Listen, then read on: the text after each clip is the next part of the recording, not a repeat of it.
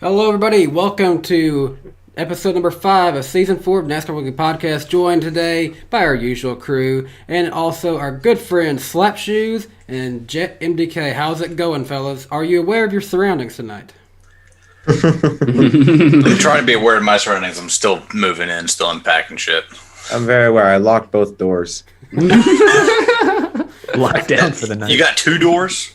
Oh yeah, I got one for outside. I mean, they can come in through the balcony. The thumbnail is perfect, Danny. You've thought of everything. This is Oh why. yeah, thanks for the thumbnail. Manny, I appreciate it. My absolute pleasure. A great moment from Daytona, as usual. The greatest meme of 2021. It'll be hard to top that one. Yeah, it is. Yeah. Agree. All right. Well, let's get straight into it. The Daytona Road Course happened. Let's break it down from all 3 series. I was in attendance for the truck race on Friday night at Daytona on the road course. Probably the least exciting, but also one of the weirdest finishes at the end of that one. Dude, the poor Ben Rhodes almost got screwed out of a win, out of 2 in a row. Like, I have never seen a flagman change the flag so fast since Talladega 2015, as a matter of fact. The fastest hands in Florida right Yeah. there. Dude was about to cross the line, and he's like, "Yes, I won the race." And then they were like, "Nope, switch to yellow flag." I got that on camera, and I was able to perfectly screenshot everything. It was like, there it is. Nope, gone. Yeah, I'm like, oh my gosh, Well, you know what's the longest truck race funniest part? ever. You know what's the funniest part? Now, this might have to be verified for me, but I heard it from a few different people that apparently the truck race was longer than the cup race. I was about to say, it It was longer- statistically. Truck race ever, right? It was. It was the longest NASCAR race on the Daytona Road Course, I think. That was ridiculous. It started getting stupid. Dude, with around 7 laps to go, the race started to get really stupid. Right, Eric? You were watching it. I mean, it kind of was stupid throughout. Well, actually, no, it started out pretty clean when it was like damp conditions. Yeah. They surprisingly took care of each other, but yeah, it kind of spiraled out of control. That was the thing when NASCAR or the flagman, whoever it was, threw that rapid caution there, feet before the start finish line. That set off 3 more overtimes. NASCAR used to have 3 overtimes was the limit, but we hardly ever got to 3. I think they got to 3 or 4 in this race. So It what was else a did you lot. expect? I believe they got to 3. I think it was 3. And Yeah. those pace laps are so long in person, and it was cold that night too. It sucked. Yeah, I remember watching the first Xfinity Series race at Road America. It's 4 miles long, a little bit longer.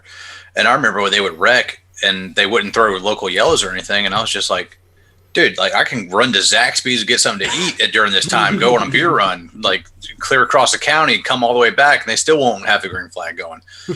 Some of those- that's people brought this up. David Lamb brought it up. We got to start having local yellows, especially with these big, huge tracks we're going to. COTA, Road America, Daytona Road here's Course. the problem. We got to have some sort of local yellow system. Yeah. Here's the problem. NASCAR has no clue how to call correct yellows on these road courses. We've seen it time and time again. They're like, oh, just throw the full course. It's like that's not necessary. Throw them for Like, rainbows. Did they make a statement or something like that on Scott local Miller's- yellows? Scott Miller said that they don't think they're going to ever do local yellows because basically if they ever feel like they need safety personnel or trucks and stuff on the track, they're going to throw a full course yellow. They don't trust the drivers to maintain caution speed through those sectors or however it may work. God. So- There's no God. penalty for Ay, just ay, ay. sitting there and trying to bait a yellow, is there? There's yeah. shit. Yeah. There there's is, shit. if for just stopping on track or Yeah, if you get spun Yeah. out on the road course at Daytona or something, and you just decide to park it in the infield, not move, just hoping for a yellow. There's, So- I think there is. So by the way, have they ever called it? Probably not recently. Because there was someone in either the Cup or Xfinity race who effectively did just kind of sit there, looked like, and then shortly after the yellow got called, they drove away. And it was That was when you would see those, cautions at the Daytona Road Course, guys would sit down there in the infield hoping for a yellow, Yeah. and then as soon as they threw the yellow, they'd fire it back up and they'd take off. If you have local yellows, they might just let you sit there and let you go 2 laps down. they let you sit there until the stage break. Honestly, they might do that. So they'd incentivize guys get this thing in gear. Let's get moving. Yeah, I don't know. Because if they know the only way a yellow is going to get called, there's no local yellows. They know they can just sit there, and then NASCAR will say, "Oh, we got a bunch of field back up. Got to Let's do it all over again. F1 has the virtual safety car, so NASCAR should implement something like that. But I don't know. Apparently they won't. They won't do it. I'll give NASCAR some credit. The truck race, they had a couple caution periods that lasted like 20 minutes. But for the Cup race, that string of yellows at the end, I'll give them credit. They were only taking about 2 laps. Like caution came out. I was keeping notes. Caution came out with 12 to go. They were going green with 10 to go. Caution came out right away. They went green with 8 to go. So at least in the Cup race, they seem to figure out how to keep the yellow flag periods to a reasonable length and time period. But certainly, I think they need to streamline their procedures at road courses if you're going to have 7 of them on the schedule. And like I think you said, Slap, with some of these big road courses like Circuit of the Americas, Road America, that are 3-4 miles long, riding around under caution is tedious. What was the accident in the ARCA race that lasted like 20, 30 minutes? And I tweeted out like Rich Pickle's going to die of old age by the time we get this thing going again. I can't remember, man. ARCA they love the long cautions. They love long cautions. It was like 10 laps, 10, 12 laps. I know. It was 11. It was 11. I remember that because we counted. Yeah. 11 laps under yellow in a 80 lap race. Like it was ridiculous. Yeah. I don't know if we talked about it in the show last week, but like literally at the ARCA race, when the lights went off on the pace car, the crowd went nuts and started cheering. Everybody would cheer when the lights finally went off. That was the only exciting thing about the race, man. I mean, the racing wasn't exciting on its own. So that and the Ty Gibbs interview. That was you had to make your own fun. I love the Ty Gibbs interview. The ARCA package has been like crap for like a few years now. Terrible. Just the splitters that they have are different than the Cup splitters. If you ever seen them up close, we saw them the last year. I don't know what it is with those, but the wannabe Gen 6 is as I like to call it. Well, I mean, I think that's actually a good segue into Xfinity action. And Eric, you've been saying that Ty Gibbs is like your new favorite driver now, which I got to say I'm on the same boat. I'm agreeing too. I think I got a new Xfinity guy. I just like there's a driver coming up through the ranks that's clearly talented and he's young, so he's going to be around for a long, long time. Who he's got a big attitude, but he has the talent to back it up. I think the problem NASCAR's had the last few years is their most popular drivers often don't win as much as their lesser popular drivers, and that's a problem. But Ty Gibbs might be Chase Elliott's becoming a wrench in that system. He's obviously emerged the last couple of years, but Ty Gibbs may be the next big driver on his heels here in a few years. Way more than just a name. The thing with Ty Gibbs for years, like all the negative talk about him was, well, of course he's winning in the lower series. Joe Gibbs, that's his grandson, but I mean, he's actually really freaking good. And last week proved it. And we've been talking about him for a while on this show. And even in some of the comments when we would talk about him, we're like, dude, I think he's like overrated, blah, blah, blah. But no, clearly not. He's clearly not, as we saw last weekend.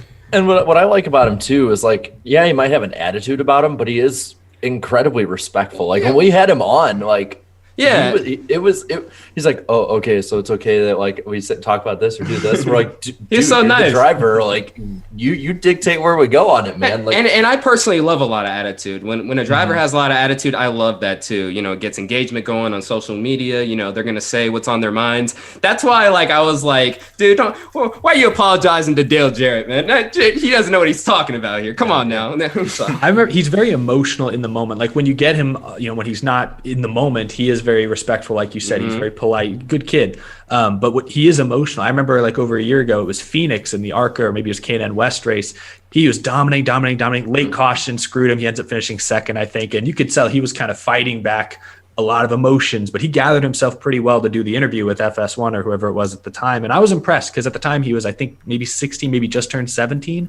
And you can tell he's modeled himself. I think he's modeled both his driving style and his personality after Kyle Busch, because he's watched Kyle Busch drive for his grandfather since he was sentient. So I see a lot of Kyle Busch in him. I just hope he keeps the emotional outbursts off the track behind a microphone, as opposed to Kyle Busch occasionally let that spill over onto the racetrack and has made mistakes. Right. And also another driver he looks up to, Willie T. Ribs too. That's his Twitter header, as a matter of fact. So he looks up to him a lot. So he was pretty good in his day. I was a little worried when it was announced that he's basically just going to bypass the Truck Series and go straight into Xfinity. But now, when I think about it, I think the Xfinity car is perfect for his Perfect. for his driving ability, and obviously he showed he's going to do good. And they upped his race count this year, I think, because he's running 14 races. Mm-hmm. So 5 more road courses are on his schedule. It's crazy. First win on a road course. 5 more road courses, and you're going to have Martinsville, Richmond. He's not running Bristol, but he's running a lot of the short tracks too. So that's going to be right into his wheelhouse right there. Now I will be curious when he gets put up against someone else who I kind of think is on his level. Sam Meyer. He had he impressed in the trucks last year. Got the win at Bristol. He's doing the junior motorsports thing. Probably going to be with them full time next year. It looks like. So I'll be curious when those two are up against each other. Sam Meyer did run in the Daytona Road Course in the Truck Series, but it was for admittedly a lesser caliber team, so didn't really expect much. I think he actually took out in an accident. But when you see those two going up against each other in top level equipment, I'll be kind of curious who gets the better finishes out of those two. I think it'll be exciting. Yeah, it's going to be exciting, too. It's good to see these young drivers, man. Young, talented drivers moving up the ranks. I love it. And winning, too. Yeah. Sam Meyer used to race out at Greenville Pickens. I actually called a few of those races. I mean, he's got some serious talent behind the wheel. So, it's going to be, super interesting these next few years to see these, young guns that, they have a little bit of hype, but they got the talent to back it up, too. It's something we haven't had in about 10 years now. Meanwhile, I will say, if you're going to be a Ty Gibbs fan, just don't want any of his race win diecast because you're not going to get those, unfortunately, because of Lionel's stupid rules of Monster. What's the rule? Wait, rules? Tell us about that. So apparently when Monster basically left out of the sport, they're not going to let Lionel Racing make any Monster diecast now. Oh, boo! But why? I don't know. Something to do with the licensing contracts, but it is what it is. No. We still love our friends at Lionel, but unfortunately, I think it's more of a Monster thing than it is Lionel. Yeah. I mean, literally, all I have to do is just get a black car and put Monster logos on it. Boom, there you go. There you go. That's every car. The Monster car. Get them custom made. They're super basic anyway. Yeah. Just flat black, put a Monster logo on it. Job done. Boom. That's it. Everybody be on Twitter be like, "That's a great scheme, man! Great scheme." I was like, "There is no scheme, dude." I do. It's a test car. I do wish that Monster would adapt and actually run a cool, like a white Monster Zero, just be exciting. The Boomer Juice. I love the Boomer Juice. I drink it every day almost. They ran I think a pink Monster. They did 2014 at Charlotte. Mm-hmm. That looked really cool. They've been teasing whatever that new gold Monster Energy is. Oh, can we bring RCR 50th anniversary, make the cars all gold and put the Monster logo on it? No, that'd be cool. I always liked when different people would do this, an inverted scheme. Mm-hmm. The numbers are black with that glowing green being the whole car. That'd be almost looking radioactive or something. That'd be kind of wild. Yeah. I think it'd be pretty cool. That'd be cool. Better than just the plain blackness we get. No? Yeah, a lot of teams used to do those inverted schemes for night races and stuff. Mm-hmm. I know Mark Martin for night races when he was running the Viagra scheme, he'd have white as the base for the car instead of black normally. The only part that Viagra would ever want inverted. Slap, what does Mark Martin call people when they're in his way? Oh, I saw that video. I saw crack hogs. Apparently. The crack hogs. Crack hogs are in my way. They're in my way. Get them out of here. I first heard that, and I thought he was calling them grandpas, and then you said that. It's like, oh my gosh, I cannot hear it the same way now. I'm yelling that with my road rage now. Oh my God. I'm going to be, next time I'm in add Daytona. that to the intro. Yes. For the throwback one. That would be amazing. These crack hogs. Jet's over here I gotta make another one. I know, I gotta do work. Whatever. Hey, Jet, if you put that in the intro, I'll simp an extra $20. Deal. You got a deal. Cut the check right now. Immediately. He'll give you what he tips at Hooters. Thank God I'll cover your meal next time at Daytona Hooters. That's a story for another day. Yeah. Well, when we could talk about today though is the Cup race. Oh yeah. Oh yeah, that happened. Oh, yeah. No, I gotta say that race overall was spectacular. I loved it from start to finish. And then like watching NASCAR on Fox for the first time in the 2021 season, I gotta say it is wow. Like last year, I just hated them. I was like so annoyed. I'm like, oh my gosh, you know what I mean? Like 2014. Yeah, like but here's the thing, like that 2014, 2013 feeling I got watching Fox, that came back instantly this weekend, and that's due in large part to Clint Boyer and Jeff Gordon, you know, them in the booth and stuff, and then the pre-race. Oh, that was funny. That was amazing. We gotta talk about that pre-race, man. Boyer is the energy I think that they needed.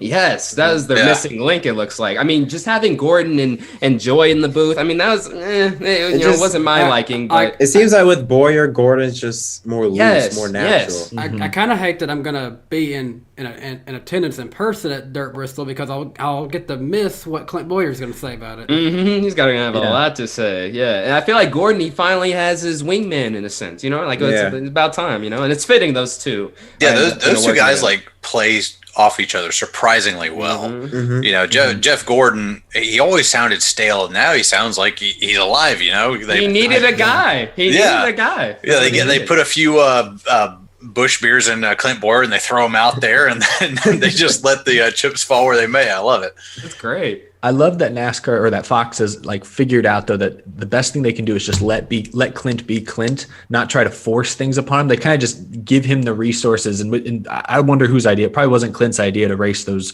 you know, rental cars or whatever they were on Daytona. But of course, Clint Boyer is going to go along with it. But you let them be them, and that's what's best. The first week of Daytona, I don't know how much you guys saw if you were there in person, but you know, a lot of the coverage, they were like almost trying to feed Boyer jokes. They were trying to tell the jokes or the funny lines for Boyer, and it just didn't work. But they figured it out this week, and it was great. Also, shout out Chris Myers talking about the pre-race show. Him being back this year really anchors, I think. It's awesome.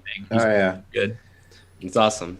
And by the way, Mike Joy, of course, still in the booth. That's still cool. Mm-hmm. And by the way, the rental car race and everything, I thought that was like stunt drivers. They teased it on Twitter, and I was like, okay, so they're really like stunt drivers and stuff. And then I like saw it, and there was like stuff flying in through the windshield. These guys are wearing no protective gear, and there's like stuff flying in, and they're like the heads like bouncing around. They don't have a Hans device, no neck roll, nothing. And they're just like laughing up, having a good old time. And I'm like, how many waivers did they have to sign in order to get that? How many lawyers over at Fox Sports were pulling their hair out trying to get that one written down? I bet judging by the year of those cars, which I think it was funny that they were in their respective makes when they retired. Clint was in a Ford, Jeff's in a Chevy, but they looked like they probably had over 250,000 miles on them. They bought them for like $1,000 each off Craigslist. Well, at the one point, I think they thanked a sponsor. It was like not Hendrick. It was like somebody supplied. No, Hendrick Cars. No, Hendrick. It was Hendrick. Yeah, Hendrick provided them. They're like, oh, thank you to HendrickCars.com for Hendrick used cars or something like that. Yeah, and I'm like, I wouldn't be proud of that. They clearly gave you like the last things on the lot. No, like this wasn't an expense. Me, the guy who used to work in car sales, if that's the case, that was something that got traded to one of their Hendrick dealerships, and they're like, we're not going to sell this. We're going to send it to auction. They took 2 of those cars, and they put them out there. It's like 2 of them. Yes. To mess up. But it was great. It was very fun. Cool. They spent like $3,000 on that marketing. It was great. But to the racing, though, the entire time, I was thoroughly pleased, and I was pretty surprised because I thought, okay, Daytona Road Course, they're going to get spread out here. I mean, yeah, they got spread out, but like, it was always something happening, like every 2 or 3 laps to me. I don't know if you guys got the same feeling. There was always something going on, whether it was up front, mid pack. It was just There's always very impressive in their tires, someone overcooking it into the corner, someone spinning out off track, someone getting damaged from running to the back. It's like, yeah, I think you're right. Every lap or 2, there was something happening somewhere in the field, which is why, as I'm sure we'll talk about in a minute, it was disappointing that NASCAR felt the need to liven things up towards the end there, because I like the way this race shaped up. Everyone expected when Chase Elliott was announced as the pole sitter via the formula or whatever it is, I think a lot of us feared he would lead every single lap. Not necessarily feared, maybe that's the wrong word, but figured he would would lead every single lap and no one would touch him all day. But at the end of the day, it was a surprising cast of characters near the front of the field. Kyle Busch with the whole left and right front tore off that thing was in the top 5. Christopher Bell, who, I mean, he's sure a fine road course racer. He's a good all-around driver, but I don't think anyone expected him to run down Chase Elliott in his, only his second race ever at the Daytona Road Course, things like that, So at the end of the day, it was a surprisingly unpredictable race, given that it was a road course that Chase Elliott started on the pole for. Well, and my thing was, I was actually surprised how much better it was than I thought it was going to be. Because, I know I'm in the minority on this one, and I think this is all because I was there. I personally didn't like the clash, and I was not impressed at all with the Daytona Road Course race last year. And I will say, that opening 80% before the caution there, I loved it. I absolutely loved it. It was, obvious. We haven't had many races, but it was my favorite race of the year. Still is, personally. But it was just, like we were saying, everything, there was always something happening. And it wasn't like any of it needed to be forced either. There was always comers and goers. There was somebody, Brad Keselowski, every other lap was overdriving the corner, which I actually was thoroughly entertained with, because I'm like, man, somebody that good of a driver is having this much problems. These guys are wheeling it, and they were coming out of the corners a lot of times and almost fishtailing it, and almost wrecking. The package is so perfect. Yes, the 750 horsepower on the road course. Let the driver talent speak for itself. It was entertaining to watch. And they posted a few slow motion shots on Twitter, Chase Elliott sliding through the corners. I don't know if you all have ever seen that high quality footage from Riverside 1986, Jeff Bodine and Dale Earnhardt sliding through the corners. They didn't grip and they go through, they just came off of it, and it was like a dirt track almost. And that seeing that slow motion footage of Chase Elliott and Christopher Bell out there just running the road course, it just that's what it was meant to be. When Mark Martin was on here, that's what he talked about. I want to see guys sliding around, really hustling it. That was vintage NASCAR right there. And it needs to be that way for every track, hopefully. Yeah. The package was definitely better this year than it was last year, though. Yes, well, even a few years ago, I remember watching race at Atlanta, seeing guys almost at a 30-degree angle, back of the car cocked out sideways, just going around the whole corner because the old surface, and they had that tiny spoiler from 2018, and it was tons of fun to watch. Even though just watching for 13th place, just watching a guy hustle a car like that, it was a ton of fun. Go ahead. The Phoenix race last year, the spring one, I should say. Fox had a camera just pointed down the straightaway. Yeah, I've seen that one. Yeah, and you saw him coming out of the corners, and every time Jimmy Johnson went by, he's basically waving at the infield. That's the stuff I love to see, and I love looking at the in-car. That's when I actually for the most part, I'm not too much a fan of just pointing the in-car camera at the driver. A lot of times I want it forward because I like seeing what they see. But that's when I loved seeing that camera there, because you can see the driver is sawing at the wheel so much. And it shows just how people think, they've been in the 550 and it's slot cars. It's but this shows these guys are not just there because it's a slot car race. And even on those ones, they at times do wheel it. These are amazing drivers. And I love that the racing matched how much of the skill it showed to do it too. That's what I like. When you can say, this is amazing, you couldn't do this, and they're still putting on the best damn show in the world right now. See, this is what race fans want. We want to see more driver input into who wins or loses. I know the equipment plays a role, but yeah, I want to see them freaking just drive the hell out of it, basically, not this, restricted BS thing, stuff we have now. Well, I'm excited to go to Coda now. I'm super excited to go now. The perfect road course package they have currently now. So next year with the transition to the new car, hopefully they have something similar for every track. So on that note, we all kind of agree that this race was pretty entertaining. Jarrett, how did everyone else think? Tell us the TV ratings for this race. It was the most watched road course race since 2014. But also was the second one of the year. So they got a 2.8 rating, and oh crap, the itinerary just went haywire on me. No. The TV ratings were a 2.8 rating, 4.75 million viewers. To compare, and again, there was a huge bump between the Daytona 500 hype, Ryan Newman, stuff like that. So it was 2020's most searched athlete according to Google. Mm-hmm. Yes. But it still was down from 2019's second race, which I believe was about a 5 million flat. But last year had 5.5 million for the Las Vegas race. So it's very odd to me that the Xfinity and trucks have went up in the last few years, and Cup has either stagnated or kind of went down a little bit. Like, I always wonder what the main cause of that is.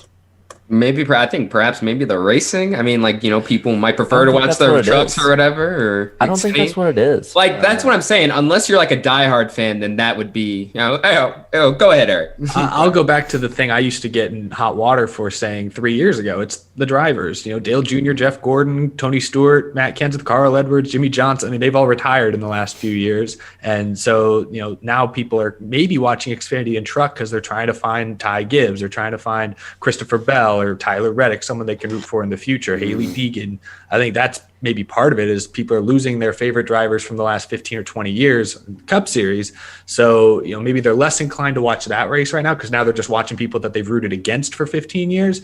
So maybe they're thinking, hey, I'll tune into the truck or Xfinity Series race as well. Rules package may have something to do with it as well. I mean, it certainly has something to do with the rules package. That's super important to the racing. I'm sure that plays a factor, but I think it's just the drivers. I think there's not as many big names in Cup, so go try watching Xfinity or trucks. You need a draw, and that is true. But hey, with this being the number one most watched road course race since, what was it, 2014? Is that what it was? 2014, yes. So that tells me one thing. Well, even though, yes, he didn't win, most people know he's going to run good on road courses, and Chase Elliott is your current most popular driver. So that's going to help the road course stock a little bit. Yeah. So I kind of have two theories on this one. What does this year have in common with 2009, 2012, and 2014? The Daytona 500 was affected by rain.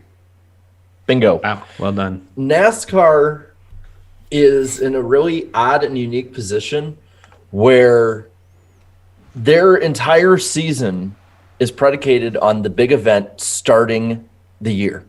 Yep. And so far, again, only a weekend past the Daytona 500, but what did 2009, 2012, and 2014 all experience throughout the year? And 2020.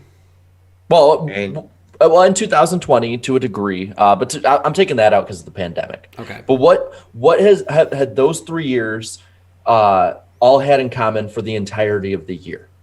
Rain, right? Well, yeah. Were the ratings just down? I don't. Yes. Just answer me, Jared. The ratings were all down incredibly. There was a huge steep drop. Basically, what you're saying is Daytona usually sets the trend for what the year is going to look like. Yes, and I think that's one of suck. I won't jump the gun yet. Honestly, you can even go back to last year after the way that Daytona 500 ended. That should have been a clear indication of what it was going to look like the rest of the year. But another thing I'm getting at, because I have two theories. That's my first one, and I think there is definitely some credit to that one. My other one is with there being less.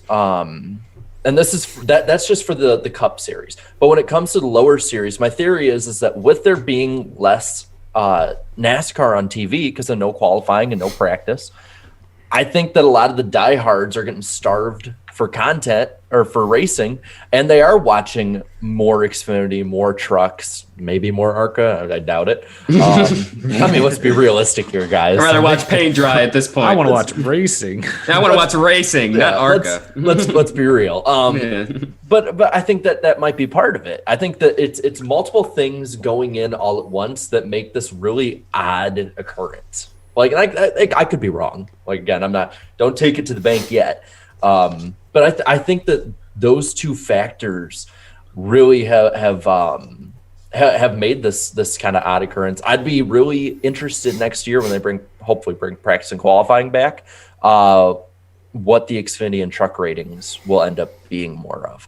I mean, Fox was like a bit pushy on NASCAR to like bring back practice and qualifying. So I think everyone needs to be pushy on them. I mean, I assume with the next gen car coming next year, they're obviously going to bring back practice and qualifying. They announced something today, and I don't know if we're going to get to this at some point later, but for Dirt Bristol on Friday, they're going to be having Cup Series practice, maybe truck practice, I don't know. But on Saturday, it's going to be a really full schedule, which is great for people in attendance, but also really great for Fox because they get to show all this. They get to show all that Cup practice on Friday. They get to show truck practice, qualifying, Cup heat races, all of that happening on Saturday, and then the truck race, and then the Cup race on Sunday. First time in a long time where they've had pretty much a full weekend of things that they can show. It'll feel like gets you in NASCAR. the mood. It feels like a regular NASCAR weekend again. We haven't had that in a while. But what about iRacing content on? Get with it. Get with it. Are any of y'all going to even be like? And we're all banned on iRacing now. Don't even be started on iRacing, man. Not right now. Yeah, but I think it's going to be really interesting to look at, and especially if there is a story that really pushes the needle like that. I mean, say what you want about what happened last year, whether it be it's the first Talladega race, the Ryan Newman stuff, the president being at the race, all of those did push the needle a ton. And I'm really wondering, like, is there going to be that moment that like the whole nation tunes in for? Like, is there going to be that crazy wreck that everyone's like, holy crap, did you see that? Did you see what happened at NASCAR? I don't know. We'll find out.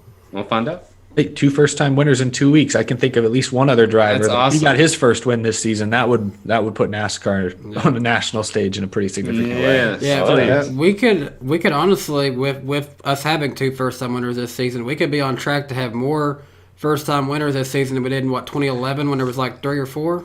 Yeah, there was like 5 that year? there was like 5 and like 4 or 5 in one Bain, summer. 2011. Bain, Smith, Menard, Ambrose. Didn't Reagan win that year? Oh yeah, Reagan won July. Yes. Yeah, So, Reagan. so they had 5. So if we could potentially see an Austin Cindric come back and win a road course or something, I think Briscoe. I think Bubba. I think DiBenedetto. I think even Ross Chastain. I think there's a lot of guys that could. I think we'll legitimately see probably 2 more first-time winners this year. Tyler Reddick this weekend. Imagine half of the entire playoffs is all first-time winners. Yo, that'd be cool. That's the chaos I want. That's what NASCAR's looking for. They're looking for these chaotic, drivers to win these races and stuff too. I hope we have a season like in 2001. What was it? 18, 19, like 17 different winners, something like that. Something crazy. That would be interesting if we had more than 16 winners because for the first time in this system, we'd actually see them needing to race their way in. Exactly. Michael McDowell's sweating right now. Hopefully, he's got all those road courses. Like That's true. Be doing all right. Points right now. He's fine. It cracked off a top 10. So he was like, wait, did he finish in the top 10? Yep. Like I 7th think or something, right? I think 7th. In the chat right now, Gian's saying that 2001 had maybe 19 different winners. Yeah. So Didn't 2003 have like 22 unique winners or some shit? It was up there. I know when I did my playoff video for it, I think like from like 2001 to like 2003 or 4, it was like every year there was only one person making it off a point. Like, because there were so many different winners and so much like different, so much parity at that point. It kind of feels like we're heading that direction. Again, it's only 2 weeks in, but we'll see. Well, it's the big threes bet after Harvick and Hamlin just win the next 10. The big threes bet. Well, honestly, we're going into Miami, and that could be where it all starts. Yeah. Well, I'll tell you what, at least Hamlin is now super entertaining on social media. That dude became like, that's right. Tell it like it is. What crawled up him, man? He's an owner. That's what it is. He's an owner. He's already stressed honestly, out. I thought that's what has a lot to do with it. He has a backup plan. He can run his own team if he got fired for something. Yeah, like, I don't need you. I don't need this. I can say whatever the hell I want. I love it. Or post whatever I want. But you got to be careful. You don't want to be like Chip Ganassi. So. I thought that's what was most funny was if you saw Hamlin's replies to Chip Ganassi last night. It sounds like there's more to that suspension. Yeah. I don't know. It might have something to do with I don't know, a special companion along with him. I don't know. Yeah, I don't know who Chip Ganassi's hanging out with these days, but it sounds like someone. Who's he got with him? Who you got? And then the fact that after Hamlin left that response, Ganassi quote tweets that and just basically is like, "You're an absolute legend." And I'm Double like, thumbs up. The double thumbs up too. they're funny as hell, man. I like, know. I love it. Get the personality out there. Like, NASCAR throughout the week, the big news is like paint schemes. I'm like, I'm sorry, that ain't gonna like get people outside of people like us to be like, hell yeah. I'm not a huge Denny Hamlin fan. I'm not a giant Bubba Wallace fan. Y'all know who my favorite driver is, but honestly, I really want to see 2311 succeed just because I'm really loving the owners right now. Yes. Yeah. Now Pitbull needs to say something now. Let's get him to say that. We need him to chime in on that Denny Hamlin booty pick. He'll tell him to spread the love. Dude, hold on. That's another thing, too. Why is Hamlin's ass always popping up in my timeline every time? Like, what's it? Like I didn't ask for this. Boy, he's thick. God damn. And everyone's like, dude, they're like, no, NASCAR Twitter, they're like worshiping it now. It's like, what? This is so weird. Well, it all had worshiping everybody on Twitter is just horny on Maine, man. It all had to do with Landon Castle. He started because he posted the picture of the cartoon version of Denny Hamlin they drew, and they gave him like a 6-pack and everything. Like six-pack bulging out of a thick fire suit. Yeah. I'll tell you what, I'm looking at our chat. Our chat looks like a damn menu. It's got croissants and peaches going all through Oh, it. God. It's a whole Thanksgiving dinner in this chat right here. That's what I like to see. Whole buffet of manliness. Carnation, if you're watching, thank you. Bro, yeah, thank you for that joke, Carnation. That was Carnation. Okay, I forgot about that. This is funny. Our Claudia, nation's too young for this. Claudia just sent me this screenshot. Apparently, Hamlin's ex, Jordan Fish, even replied back to the Ganassi stuff. It was like, Mr. Hamlin, sir, if you are reading this, assuming you are because you are still tweeting, you've reached your limit for today. Go to bed as our girls have school in the morning. Okay, thanks, bye. Gosh. I was worried she was the person that Chip Ganassi brought into the garage for a second there. Well, we probably should get to talking a little more about what happened with the race. Yeah, no more ass. No. Let's talk about Denny Hamlin's backside. Until the lightning round. That's where the juicy story is. We need more. Don't you know that people love the buttocks? And the croissant. We also have a poll if you want. The iceberg poll. A poll is the last thing we need talking about this. It's a perfect segue. It's a perfect segue into it. How many people voted on this poll? Where's Eric going? Well, he's just left. He's left the ship. It's sinking. He knows it. He's gone. Rude sandstorm about to play in the background or not? No. Okay. Anyway, Danny's gone. And everyone's leaving. Only 5 of us can be here at a time. No. But anyway, we had 11.4 thousand people vote. So that's a lot. Beautiful.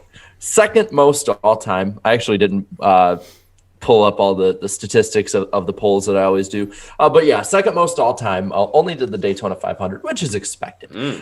This poll had 19% saying it's a great race, which is actually more than the Daytona 500. Just saying that right now. 57% of you thought this was a good race. 16% thought it was average. 4% said below average, and 4% said bad. So looking at the net positivity, we're at 76%, which actually ties this race net positivity wise with last year's Daytona Road Course race. And it is tied for 33rd all time out of 71 races polled. Net negativity is at 8%, which ties this with last year's Daytona Road Course again. So apparently nothing changed for these people. They're consistent. Jared, may I ask, what was again for the Busch Clash? What was the net positivity for the Busch Clash? 83%. So you're telling me the Busch Clash had a higher net positivity? It had a good finish. That's why. That's why, bro. Yeah. That's what is wrong with you people? You people are weird. You people they forget the rest of the race. Just the last lap. You just have an exciting last lap, and that's it. You know how it works. Ay, caramba. Well, we had a ton of comments, not as many as last week's 472, but we had 421 comments on this. So let's read a few of them. The first comment here is from Denny Delivers. Says, name a better love triangle than Brad locking up the brakes and blowing chicanes. Damn. Hey, he still finished. Oh wait, no, yeah, he finished like 4th, didn't he, or 5th? Yeah, good for I him. think 4th. Yeah. He was up there. He's the points leader. Let's see what else we got. Heinz Doofenshmirtz. Is it really? Say that one. No.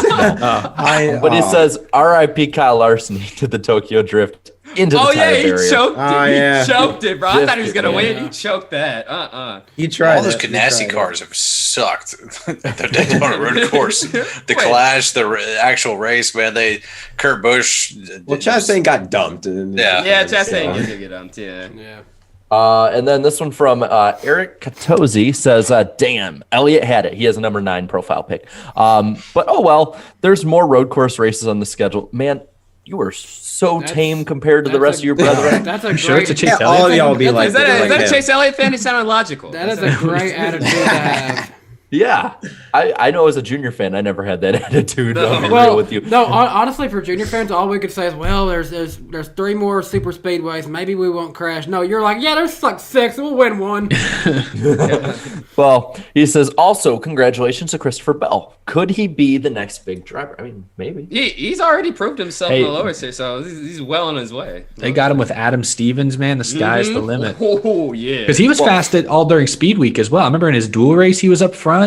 And then he was up front when he kind of set off that big one in the 500. But he's been up front a lot these first few weeks. He just made the dingus move at the beginning of the season to ruin the Daytona 500, but he's made up for it now in a week's time. Yeah. It's not bad. He beat Logano, so he's already. Yay! There you go. First NASCAR winner ever from the state of Oklahoma.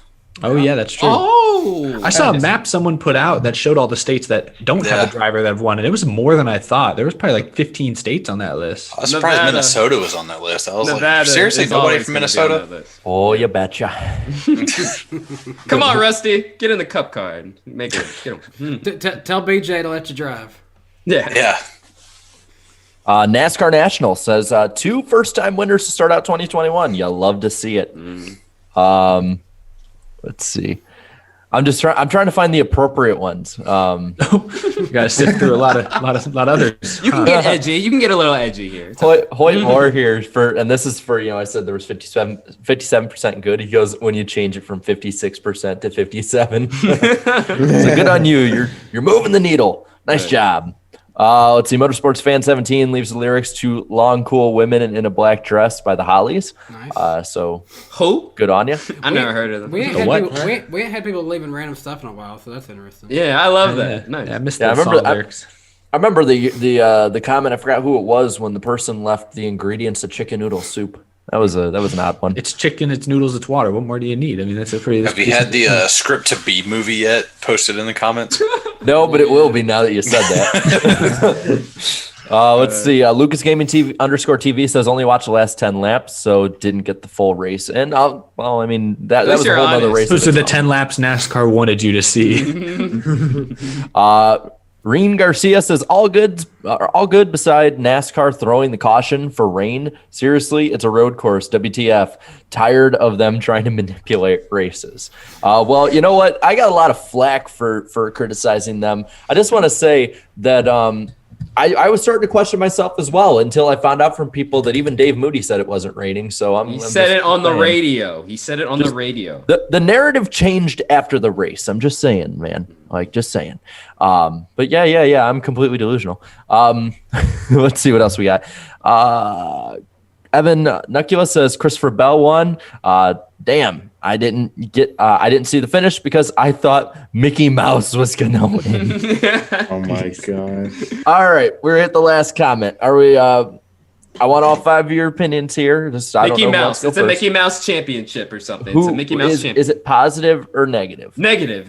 Well, I gotta say the name. Yeah, what are you doing, Darren? Oh, go ahead. Sorry. Caleb Leno. What's the profile picture? What's the profile? Michael Marutz, but it's in the negative. Negative. Like literally, like the picture is a negative of Michael That's Marutz. super random and specific. I think I recognize this name. He might be a Chase fan, so I'm going to say negative. Yeah, I'm gonna say negative. I'll take negative. Any positive? No I'll positivity buck here. the trend. I'll say positive. Okay. All right, All so right, it's positive. here we go. The final comment. The definition of a horrible race. The Daytona Road Course is meant for IMSA, not NASCAR. Snooze fest of a race. Whoa. Get with it. Get out of here. Snooze fest. You can be against it for, the different ways it was officiated, but calling it a snooze That fest. was good. Maybe he could use a clash for I'm this not race. gonna- Maybe that's what happened. I'm not gonna lie to you guys. It was partially because I was jet lagged still, but I did kind of sleep during this one. Oh my God, Danny. No, Danny. no. Stop. So it's funny. It's funny because I can tell that like a lot of people who watch the show regularly, they go and scroll through the comments like the day of or the day before, and Fish Productions 12 hours ago, in bold, negative. So thank you all for voting. Make sure you vote next week. We've got Thank you. Homestead. I'm pretty sure we can break a lot of the records for that one because like last year's was all right, and 2019's Homestead race was very cynical in reception. So, but yeah, thank you all for the poll. Danny, what do we got next? Well, up next we have a little special thank you to our friends over at Lionel Racing coming back to be a sponsor again for the NASCAR Weekly Podcast. We are always happy to have our friends at Lionel Racing on.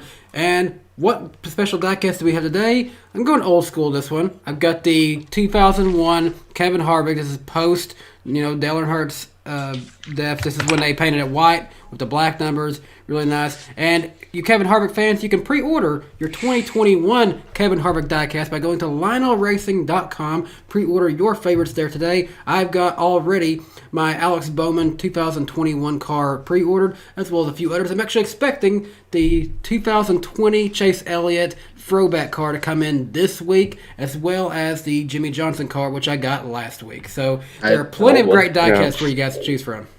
I have an old 2006 Tony Stewart Goodies Goodies sponsored Busch Series car from the worst Busch Series season ever, 2006. Only had 2 Busch Series winners the entire season. One of them wasn't even a Busch regular. It was crazy.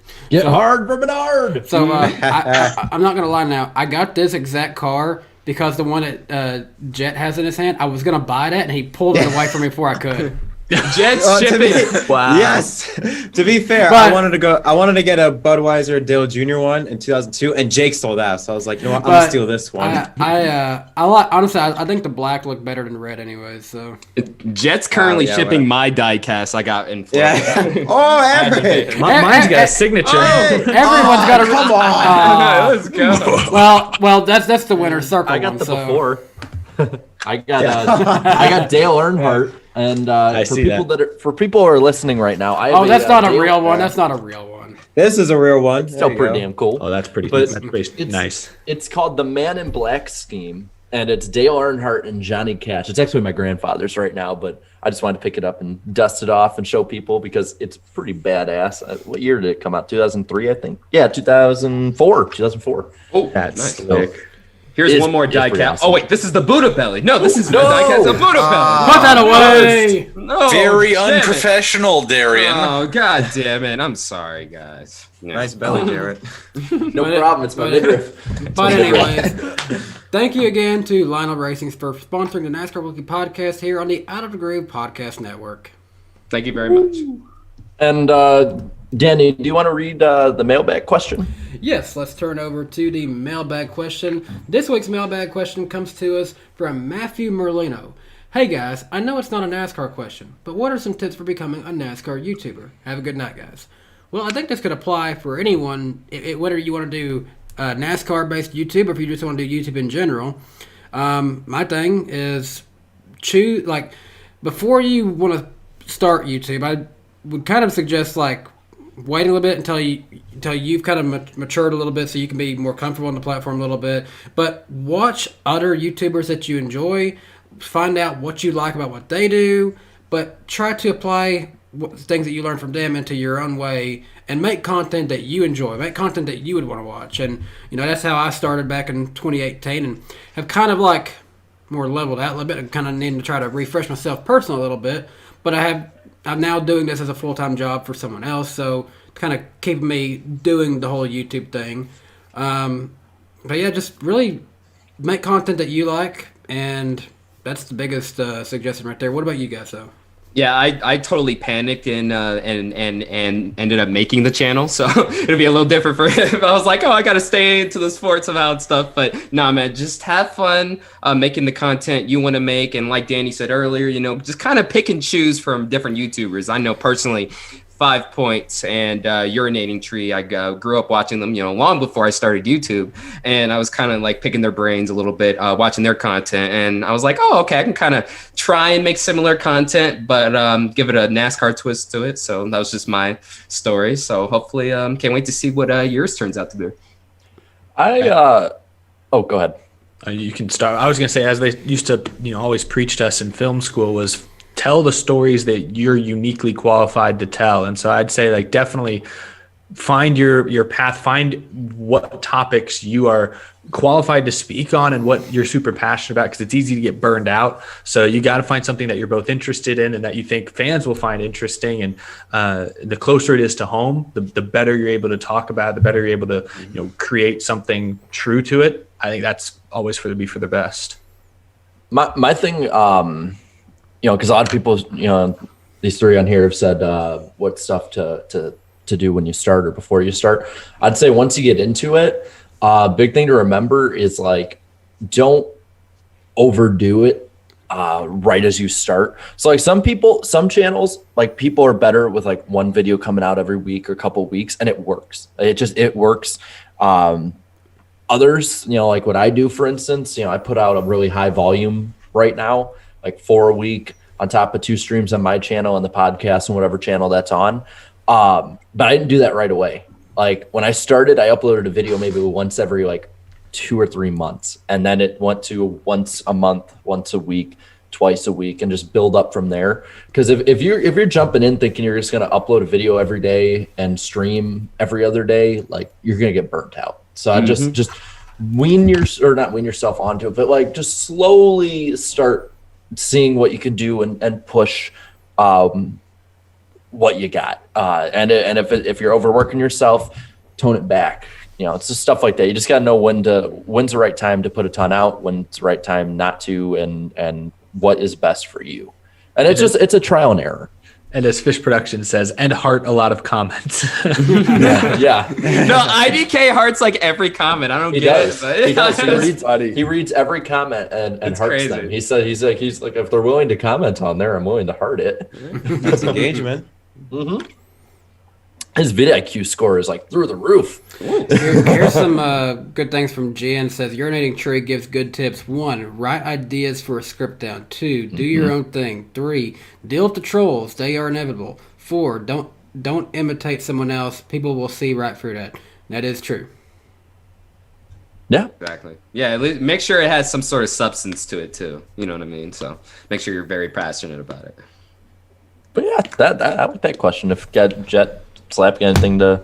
Yeah, you guys. I mean, you guys took a lot of it. I mean, I was just gonna say, like, just have fun doing it, because if you force yourself to do what you want, if you force yourself into doing this, people are gonna see right through it, and they're not gonna care for it. Like, if you're gonna have fun, you have to, you know, be all in with this. You can't just be in halfway, or you know, I don't want to really be doing this, but I'm forcing myself just to do something. No, you have to be 100% in if you want to be able to succeed. Yeah, building on that. I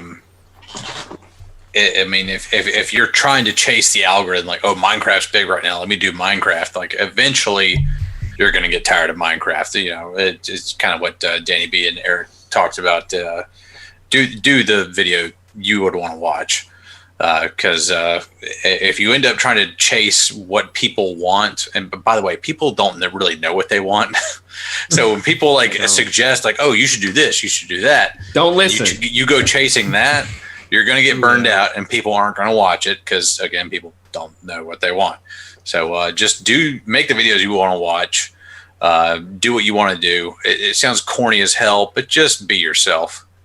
And if it works out, it works out. If it doesn't, it doesn't. And don't go into this thinking like, I'm going to do this for 2 years and then I'm going to buy a Lamborghini. Like, that's not going to happen. You can have. Oh my gosh! If you're in there thinking that, it's hilarious. And also, one last thing too: if you can't take criticism, don't do it. Just immediately stop. Yeah. Just stop doing it. Yeah. You need thick skin. You'll feel a lot better not doing it if you can't take criticism. Trust me. Yep. That's a good question. Yes, Thank you for the question. On that note, guys, they just issued a severe thunderstorm warning. I cannot believe it. Darian, what's happening? I just got my power back. What? What's going Damn, on? he's going. Once again, the he lightning neighbors? round on the NASCAR Weekly Podcast, and I got people living above me. Yes, Eric, I do. Oh. Jarrett, Couldn't do be your me. thing. What's strong. on the Man. tab?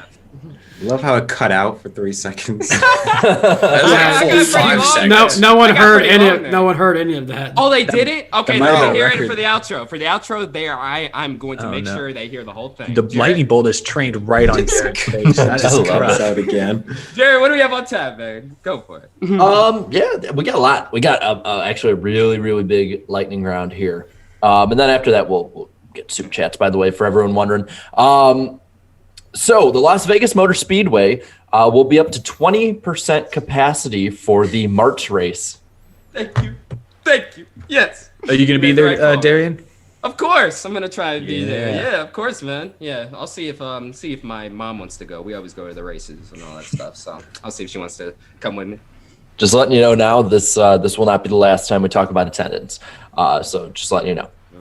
Loves garnered $9,251,770 of TV exposure with the 2021 Daytona 500 win, according to Adam Stern, and it probably would have been a lot higher if not for the rainout, but they're still pretty damn pleased. And they signed on for more races this year as a result, I believe. They were only set for it to be on for a few races, and they upped it to like, was it 20? It was a lot. It was 20. Yeah, that extra Daytona 500 money. Yeah. Yeah. Also going on the sponsorship tree, Kevin Harvick for 2021, this is what he has so far.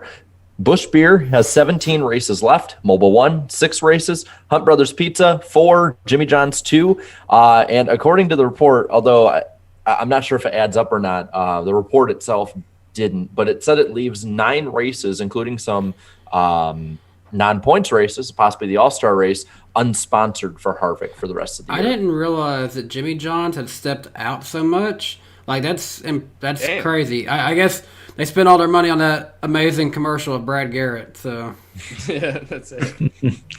Another one, Ty Dillon was on the Pat McAfee show this past Thursday. I missed that. there's Michael Waltrip is joining the SRX, and this is where I'm like, man, this is just like a bunch of old timers like trying to relive their glory days. Like that's what it's turning into, in my It's the opinion. boomer There's only thing, man. one, I It's think. a lot of notable old time. I think there's one guy that's like under 40. I think his name was like Ernie. Was it some guy Marco from Trans Am. Andretti? Isn't he like 30? How old is he? Oh yeah. He's in. I think he's mid 30s. Because he's like 37 or 38. He's just doing it part time though. I don't think he's in all the Oh, races. maybe. That might be true. how do you do part time in a 6-race season? You only do 5 or 5 less. races. Do 5. 5 or less. There was a couple of conflicts with the IndyCar series, I guess. But Mikey's racing again, dude. I can't wait, dude. Keplinger, get the schedule ready. You're gonna watch every race. I know it. I just hope once they actually fire engines, it doesn't. You forget that it's a bunch of, like you said, Jared, a bunch of guys past their prime, just reliving. Yeah. Once the visors are down and the engines and they're going, it just looks like good racing. I feel like it's. Just, I mean- I feel like it's just gonna be designed for Tony Stewart to just win everything. That I mean, would at least certainly it's- be a bad look. At least it's not like that. What they did at Bristol, where they had like Junior Johnson, Kelly Yarbrough, like in the yeah. 60s and 70s. I was there for both of those races. The first one was pretty exciting because I liked the way what they did for qualifying was they had like celebrities basically run a race to qualify the legends. But then the next year was sad because Charlie Glotzback nearly killed Larry Pearson. That was sad. Oh, dude, he got Yeah. messed up. He got messed up. Oh my gosh. Pearson's car come to rest directly in front of where me and my dad was, and I could I could see he wasn't moving. I was like still pretty young then, so. Oh god. On a happier note, Jeff Pryor has reported that Roush Fenway Racing is actually the first NASCAR team to be a carbon neutral team. So that's pretty cool. And Castrol still sent me a losing. cool. They sent me a Whatever cool that hat. means. Yeah, it's that's in the cool. other room. I didn't bring And it out, but I have a and- cool hat that they sent me. So shout out to the cool. guys at Castrol. Thanks, guys. Toyota renewed its deal with Richmond Raceway for the 2021 spring race, according to Adam Stern. I'm going to bring us back down to a very sad moment for all racing fans, and it has taken hope away Tragedy. from many. Oh. EA has officially completed purchase of Codemasters. So Damn it. Ah! Now they're gonna ruin that game too. They bet. I swear. IndyCar. So he's IndyCar. They don't mess with have the a game. Codemasters team, man. Just Also- EA, leave them alone. The rest of the lightning round has been put behind a $10 paywall for mention Buy of the EA. season pass to see more. Yes. Wait for it. Pay $10 to unlock Danny B Talks. Everyone did. You gotta unlock everyone now. You gotta pay someone to unlock For everybody. for those that are listening right now, cameras have went off. EA has shut us down. You have to pay to hear the rest of it. We're behind a That was kinda funny, paywall though. now. It's a good officially. visual. Want No. a break from the ads? Camping World will sponsor Trek House. Another fantastic paint scheme, I might add. Goodness, they have Kyle missed. Kyle Sykes is a genius behind the computer. God, what a genius. He can sit at my desk anytime. Okay, this is getting weird, Eric. Careful. We need Modelo on that Careful, team. Icarus. We need Modelo on the team. Modelo time. Careful, Icarus. I guarantee that'll probably be on Twitter at some point out of context. Yep. Dale Jr. has joined the ownership group for the Music City GP and will help promote the race. And he was on his Dale Jr. download questionnaire thing that they answer like 2 questions on. I like it, but it's definitely downgraded in the past couple It has. years. It's like 10 minutes Hey. long. So I haven't said this. I'm in a predicament of whether or not to go to that race because it's actually they moved my Bassmaster State Championship tournament from July to the same weekend as that race. Oh no! Oh. But you got to finish, so you got to it's like I went out and I'm qualified for the state championship. You know? Yeah, state champion. Be a state champion. Be a hero, Dad. But I probably He get was my proud. He Oh. said on there though that the reason one of the big reasons he got into it is just so that like he could help be in the community for the Nashville Fairgrounds to come back. Doesn't even care about the IndyCar. He don't even know. Why would he? It's competition for all he cares. I remember him being at the Brickyard 400 one year, and he just went off on the radio. He had like some kerfuffle on pit road. He's like, I hate this damn pit road. It's made for effing Indy cars. Stupid effing pit road for stupid effing Indy cars. I was like, That's damn. funny. Tide is going to sponsor Eric Jones for the Bristol Dirt Race. That damn swoosh. That that- damn swoosh is there. that orange is gonna get so dirty. But that They got damn way too swoosh many is colors there, on though. that car. You can't have the 43 without the famous 2 swooshes or whatever. They're gonna outlast us, bro. Somebody said that in a group chat. They're gonna outlast us. We're all gonna die, and the Maybe you 43 is still guys. gonna have. When humanity's gone and aliens find Yes, you. our dead planet, they will you. see the swoosh. And they'll put it on their spacecrafts. They will adopt it into All that their is left I of remember- humanity. We must protect it. It must have been very important to them. It's like that Drake meme, Nike swoosh. No, like not like that. The Richard Petty swoosh. I like the petty swoosh. Alvin Kamara has said he would offer to pay for other NFL players to experience NASCAR at the track, according to Jeff Gluck. And there's no spin on that. the other thing. But I want to say the headline that Auto Week went with was okay, Darren. It's not that funny. It is to me. Alvin Kamara, quote, "I will pay teammates to watch NASCAR." What's that? They twisted it, bro. How do you do that? Proving that everything has a spin nowadays. Like he's just gonna come up in the locker room. Hey, did you watch NASCAR this week? Here's a fun. There you go. Yeah, bribing us or whatever. Well, maybe that's how they can weed out the bounty program finally from the Saints. Gaunt Brothers Racing will not enter another race until Dirt Bristol. You like how I just like swish that one in there? Salty Vikings fan, I never forget. There's a reason Minnesota has never had a winner in NASCAR. Have they said who their driver They would? choke. Have they said who their driver would be at Dirt Bristol? I did not see that. Okay. Congratulations, though, to Timmy and Lucy Hill on the birth of their son, Hudson Grant Hill. That's always a nice thing to have on there. Yeah. Let's see. Fans tentatively are okayed for the 2021 Indy 500, though numbers are still to be announced. And if you're in Jalopnik, you probably think that it's the end of the world. Outrage! That was one of the worst. What's with these I've lame seen it a lot. sites, bro? These lame sites are like twisting stuff for clicks. It sounds like I don't get it. That's not even working. Yeah, it's not even working anymore. Come on.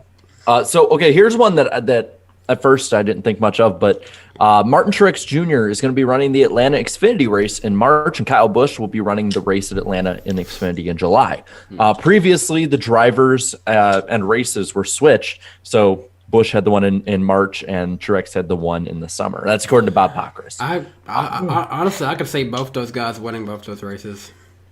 Yeah. Didn't Truex say that the reason he's running that Xfinity race is because one of his sponsors, basically, there wasn't enough, like they sold out of their cup inventory, and so they wanted another race, so they just said, "Hey, Truex, you're gonna run an Xfinity." So I don't know what sponsor it is. That's Bass Pro Shops because they're on his car when he runs it, I think. They're like, you are going Wouldn't to run shock this me. Xfinity race? I don't want to. Nope, you have to. Okay. No, I have Bass to. Pro is paying me. Okay, I guess. Okay, I guess I got to. I get tie. I get to go fishing afterwards, right? Chip Ganassi has been suspended one race and fined $30,000, which I'm pretty sure is a drop in the bucket for him, for violating COVID policies at Daytona. The freaking legend himself. Who do you have with him? Let's say, who do you have with him? What do you think? Were they worth $30,000 to have a good time at the race? Oh, I bet. I mean, I'm sure the mistress is worth more than that. Don't sell her short, Danny. Goodness.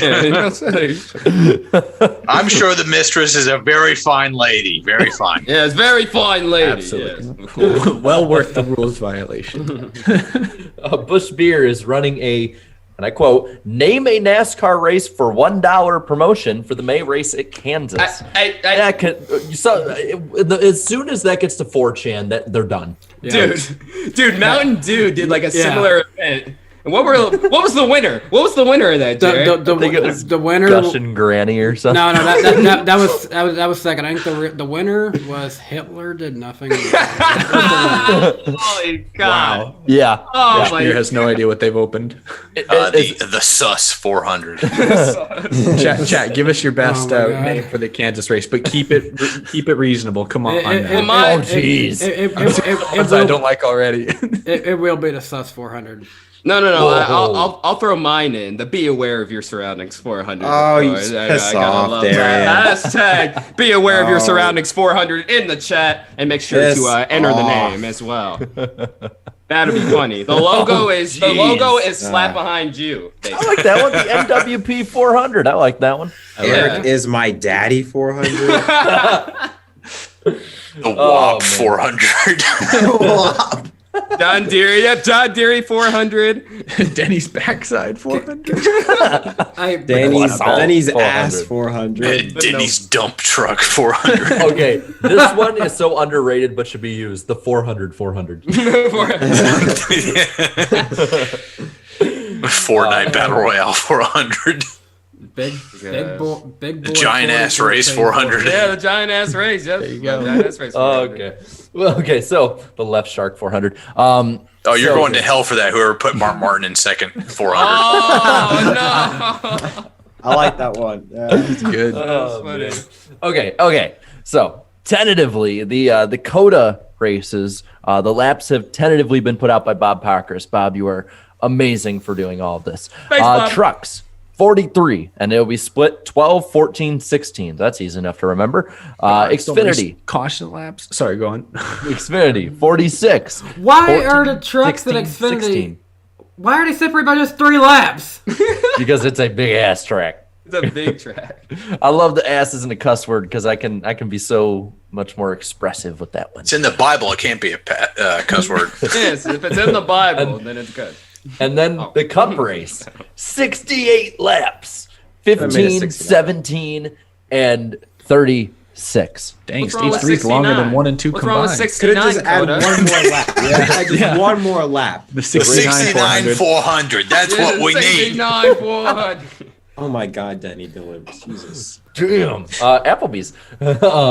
Anyway, Bristol Dirt is 250 laps, not including the expected heat races, which have since been announced by Pockrass again. I'm so glad they're not counting the heat race laps because they did that the last time they tried heat racing at Bristol and it was horrible. Phoenix Spring. There's no way that dirt holds up for 250 laps. Yeah, that's going to be No. wild. Bob Pockrass put this one too. It's really not that important, but I wanted to say it just because it's a fun name to say. Phoenix Spring Xfinity race will be called the Call 811 before you dig 200. That's not far off. From Wait, I remember those commercials like with Joe Logano. I was like in '09 when he would always do that. Call 811 before you dig, whatever it's called. Imagine Know if- what's below. Imagine if someone gets those numbers confused. Call 200 before you dig 811. Okay. The big orange car, the Armor All car, will be run at Miami, while Worldwide Technology has dropped from RPM and just seeming like NASCAR in general. Do we know why this has happened? I have this feeling it's slap. Get on it. They're still with Gateway, right? I think they still have the naming rights for Gateway, but who knows? I remember when ISM was supposed to have the naming rights for 10 years of Phoenix, and then that got cut like 8 years short. Perhaps that was one of the sponsors Bubba brought in and stuff, and now that he left, they're like, we're not interested. I remember in 2019, they made that huge investment, Worldwide Technology did, into Richard Petty, and it was really into Bubba Wallace because I believe the CEO of Worldwide Technology is black, and that was his way of connecting to Bubba Wallace. And so I'm not shocked that they would leave when Bubba left. I'm shocked that they were on the car for the Daytona 500, like on like the one of the, I think they were on like one of the rails. There's somewhere on the car. I can't remember where exactly. Their logo was small on the car just a week and a half ago, and here all of a sudden they're seemingly dropped I'm surprised they didn't go with Bubba. Like not even like as part of a fire suit. You know, I know the primary, like all the sponsors are sold, but not even on the fire suit. Well, maybe they wanted to, but like, I mean, they got so many sponsors that like, you know, maybe they just couldn't keep up with the cost, you know? Maybe if someone's throwing money agreement. Yeah, if someone's throwing money at me, I'm like, we will find a spot for you.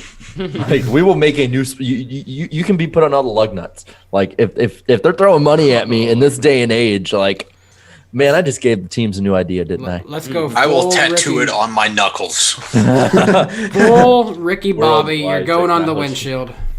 Yeah, go on the windshield. Big Newtons. Let's finish this baby out. We got 3 more things here. Joey Logano was at the North Wilkesboro Speedway, which obviously means it's coming back. He's gonna demolish it and build a road course there. Yes.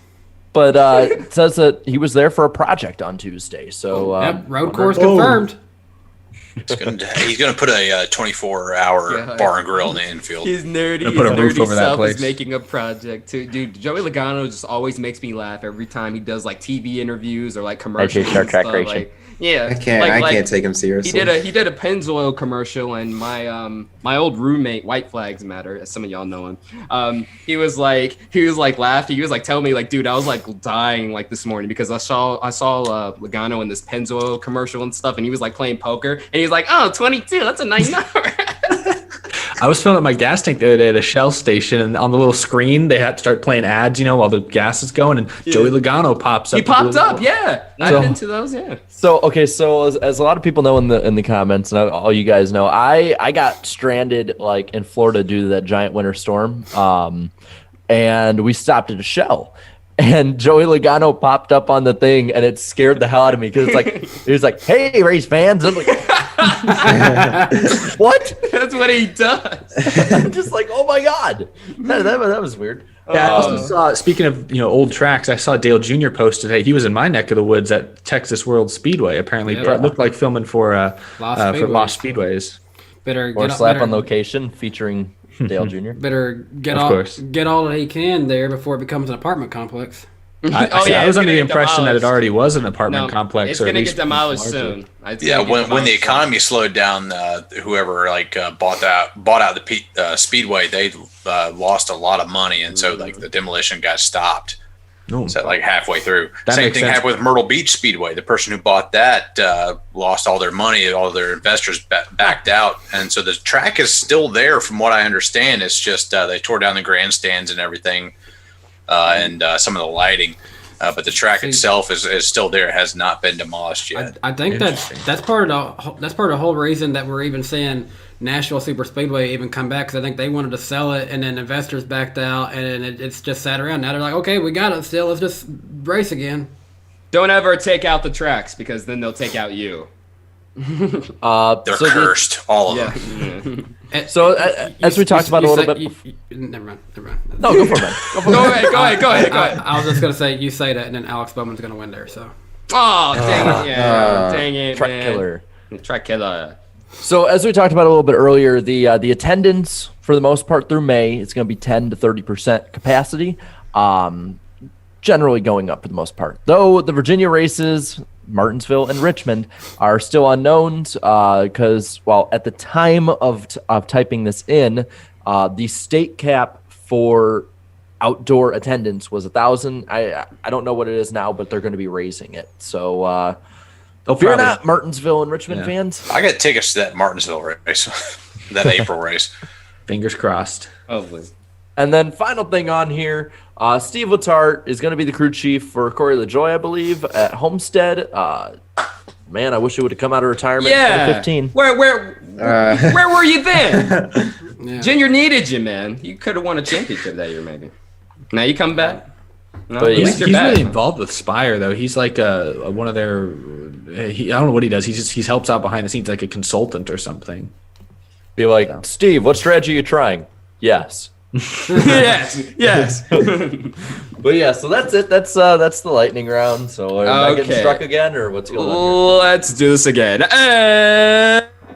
It went out. It went out again. It went out. All right, I can't do it like that. And once again, that'll do it for another edition of the Lightning Round on the NASCAR Weekly Podcast. And now, back to the show. On that note, this is the segment where we're going to catch up on some of these lovely super chats you guys sent in. So we appreciate That's where- all of our friends for the super chats.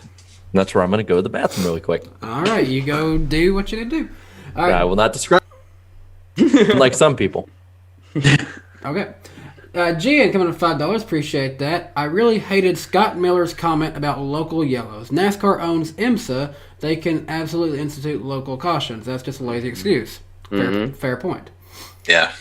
Bake the Snake coming in $5. Appreciate that. The splitters on the ARCA cars are so big, they make the front end on the original COTs look like a Gen 4 car. Yeah. They do stick out a lot, don't they? Yeah, they're Yeah, so quite a big. bit. Look like all Yeah, and, Thanksgiving dinner, basically. In 2020, I got a hot pass to the ARCA race. I was like standing there in the pits, and like after that first lap wreck, a bunch of guys were trying to like fix their splitters and stuff. They were bringing out like these saws and like trying to like saw them off, and they couldn't. They just didn't know what to do with it. It was just stuck there. So they couldn't, like, if it got in the way or if it punctured a tire or something, there was no way to change it. So yeah, those splitters they got, I don't know what they make them out of, but they got to change that stuff. Titanium splitters. Okay. Yeah, carbon fiber lined, titanium reinforced, just some sort of It's a strong material ass from like splitter. some sci-fi film or something. Vibranium. That's a strong ass splitter right there. This next one's even funnier if you consider they both had the same sponsor and everything. Andrew Meyer coming in at $5. Ty Gibbs has more wins in JGR equipment than Riley Herbst. I saw that earlier, man. That's Is that true? Is that true, really? That's really true. Oh, no. well, Riley never won for JGR. I thought he won an ARCA once. Just but ARCA, though. That's it. Well, Ty already passed him a long time ago in ARCA. oh, anyways. yeah, that's right. Yeah. Yeah, that's right. Never mind. Poor- Terrible Herps 400. Oh, I see damn. that. Ouch. Oh, man. I'm sorry. Somewhere a Monster Energy executive is going, do we really need Riley? Yes, do we really need him? We already have. Well, we do Haley. need that Terribles affiliation. That is nice. That's Yes. right. All right, PTM Billy coming in. Is that? What? Oh, sorry. I didn't know y'all heard me. I want to say, what is Terribles? What even is that? That's Isn't it. it like It's a a gas gas station. station? It's a gas station out here. it's a Yeah, gas- it's a gas oh. station. Oh, Yeah. okay. It's a gas station. Yeah. Sorry, name. continue. Sorry.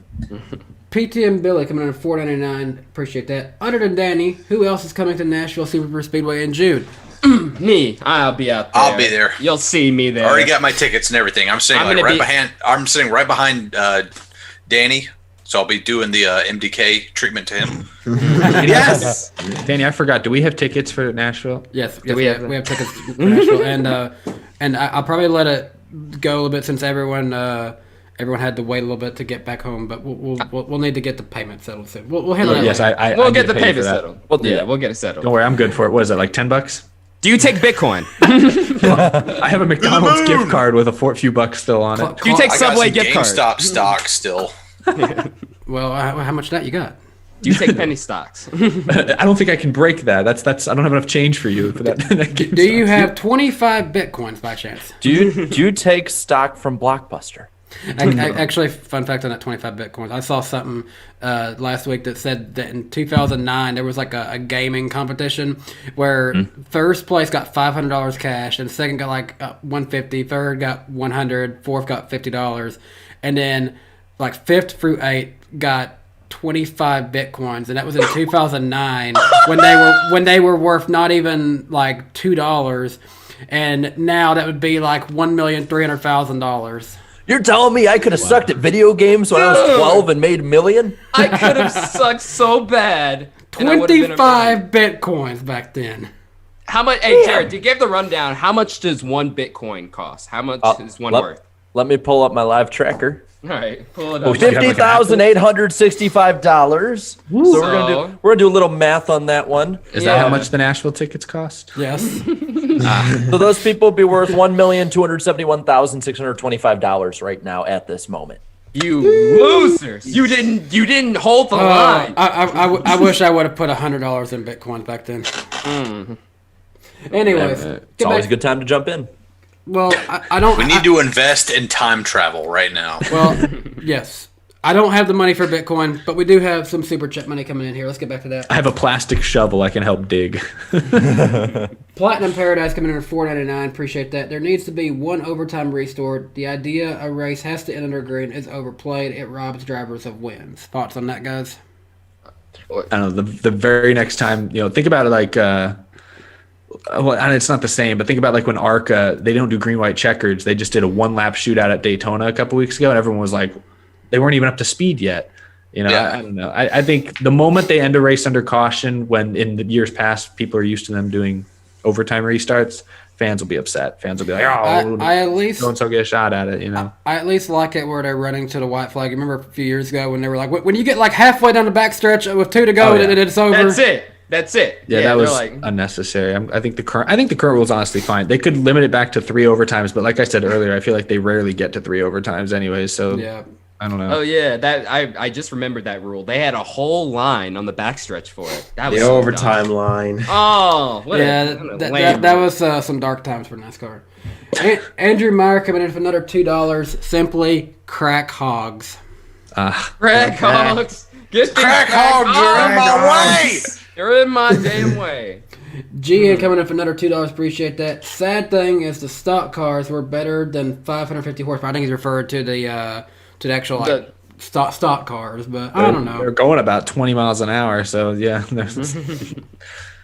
All right, let's go next to what is that? Walker Hound coming in at $5. Appreciate that. Don't expect the next first-time winner until Talladega unless there's a late caution in one of those races. Bristol Dirt is either Larson or Bell. I think that's pretty fair. Bless you. Oh, my Thank you. man. But, yeah, I think it's pretty fair. Oh, here we go. Feminine Doorknob. I wonder who that one is. $5. Appreciate that. No. I know what this is. At Slap, who was in Paris?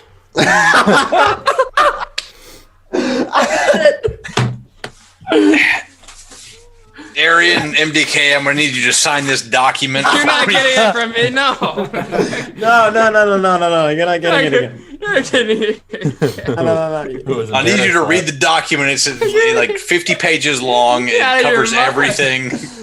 If you don't want to sign it, it's fine. See, look, listen, Slap. Look, I'm mixed. I'm not sure if I'd be the right representative, so I have to find someone else. Fellas in Paris. I'm way out of the loop on this one. Oh man. Yeah, I did not. I don't know. I don't know if so the chat got it. Yes, down. All right. Okay. Simply Anon come in at $4.99. Appreciate that. What's worse? What's worse? Tony Stewart pooping himself or Suarez puking in his helmet with 15 laps left this past weekend? Thanks for your content. and keep it yeah, right. happened. 100% Stewart. But yeah, I mean Stewart obviously, but I mean because Stewart that happened on lap 10. And I don't know. With the fire suit, they could just throw that into the wash. Someone has to actually hand clean that helmet.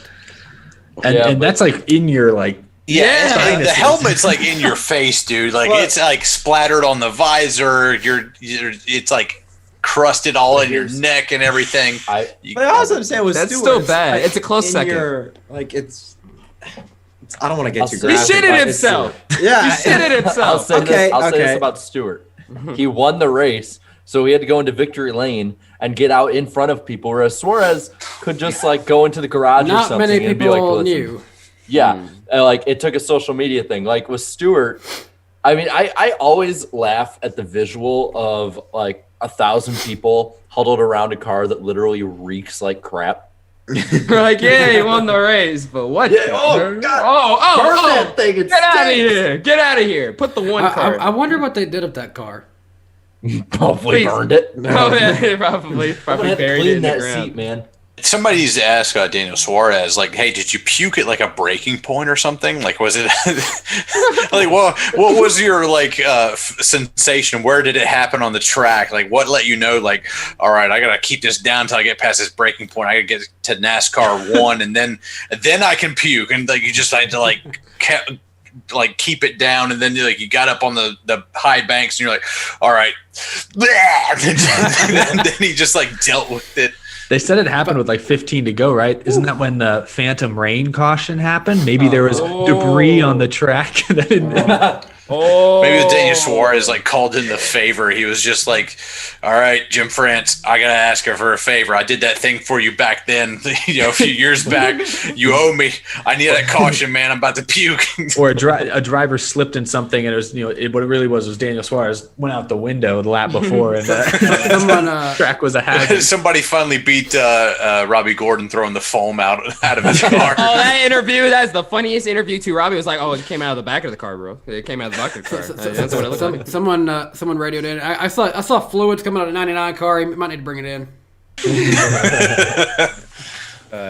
All right. Fluid on the track. Burnout Network coming in at $5. Appreciate that. After a decent Daytona Road Course race, which road course race are you most excited for this year? Probably Coda for me. Honestly, I'm excited to see Watkins Glen come back. Coda. I'm excited for Road America. Coda too. I've been on that train for a while, but I'm excited for Road America because I only got to drive like 2 or 3 hours to it. And I can sleep in my own bed between the races when I go. I just think something about Watkins Glen. It's like the perfect road course in my opinion. Not too big, not too small. I'm excited to see that one come back. Just right. Just the right I'm package. also excited for the NASCAR. Indy Road Course. I'm also excited for that. That's a good point. Yeah. All right, we got Walker Hound coming up for another $5. Appreciate that. Tentatively will be Coda 375k miles, which is weird. Just pick 350k or 400k NASCAR. Fair enough. Hi Jet. $2. Hey.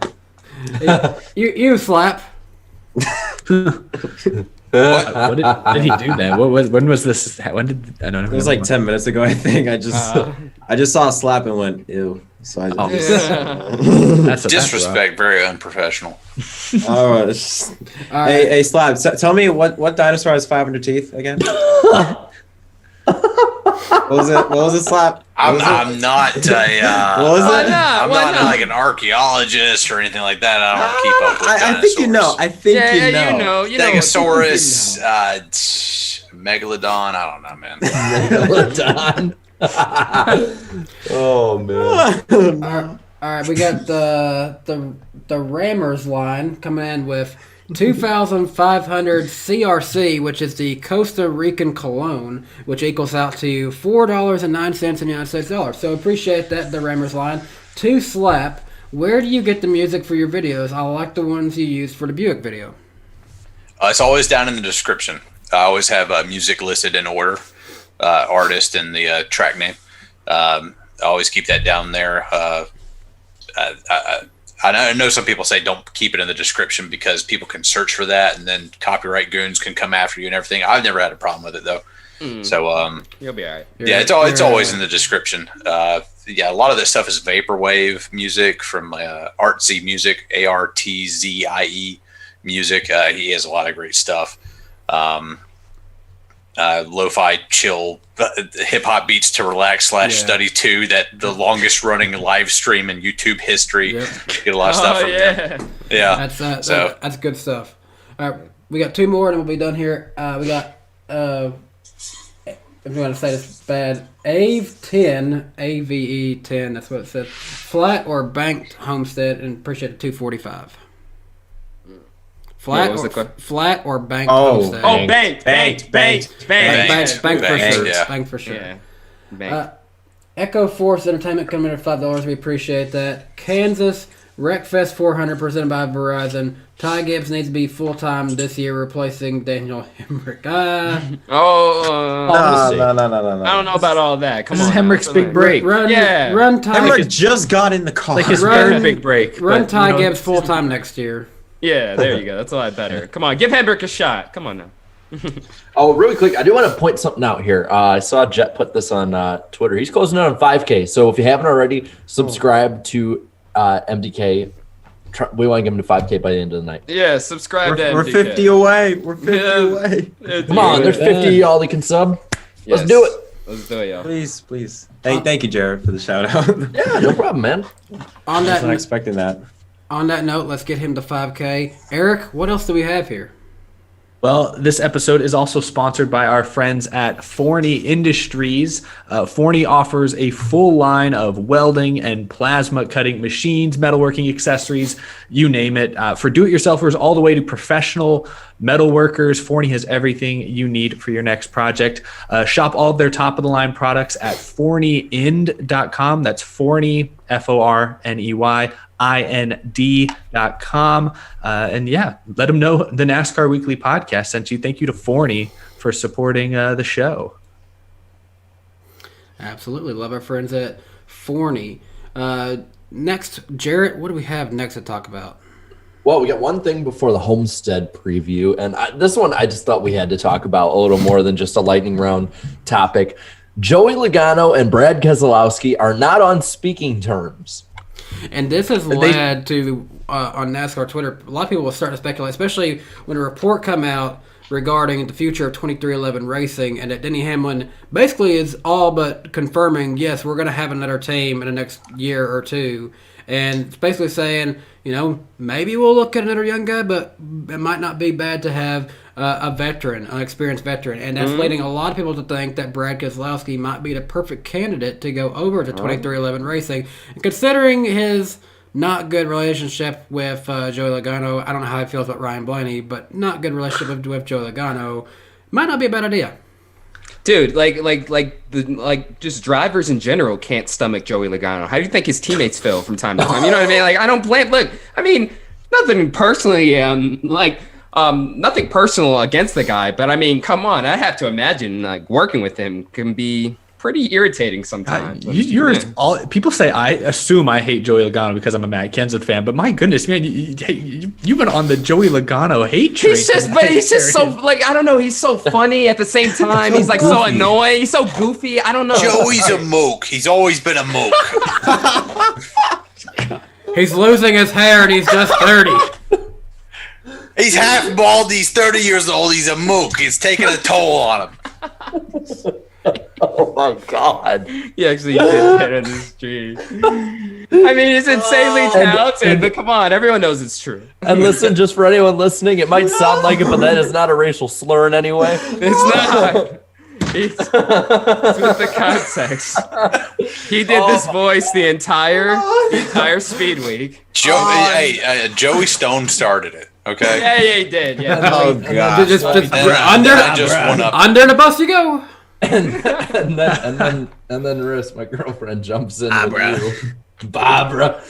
Oh, my God. God. Anyway, That night at Hooters was fun.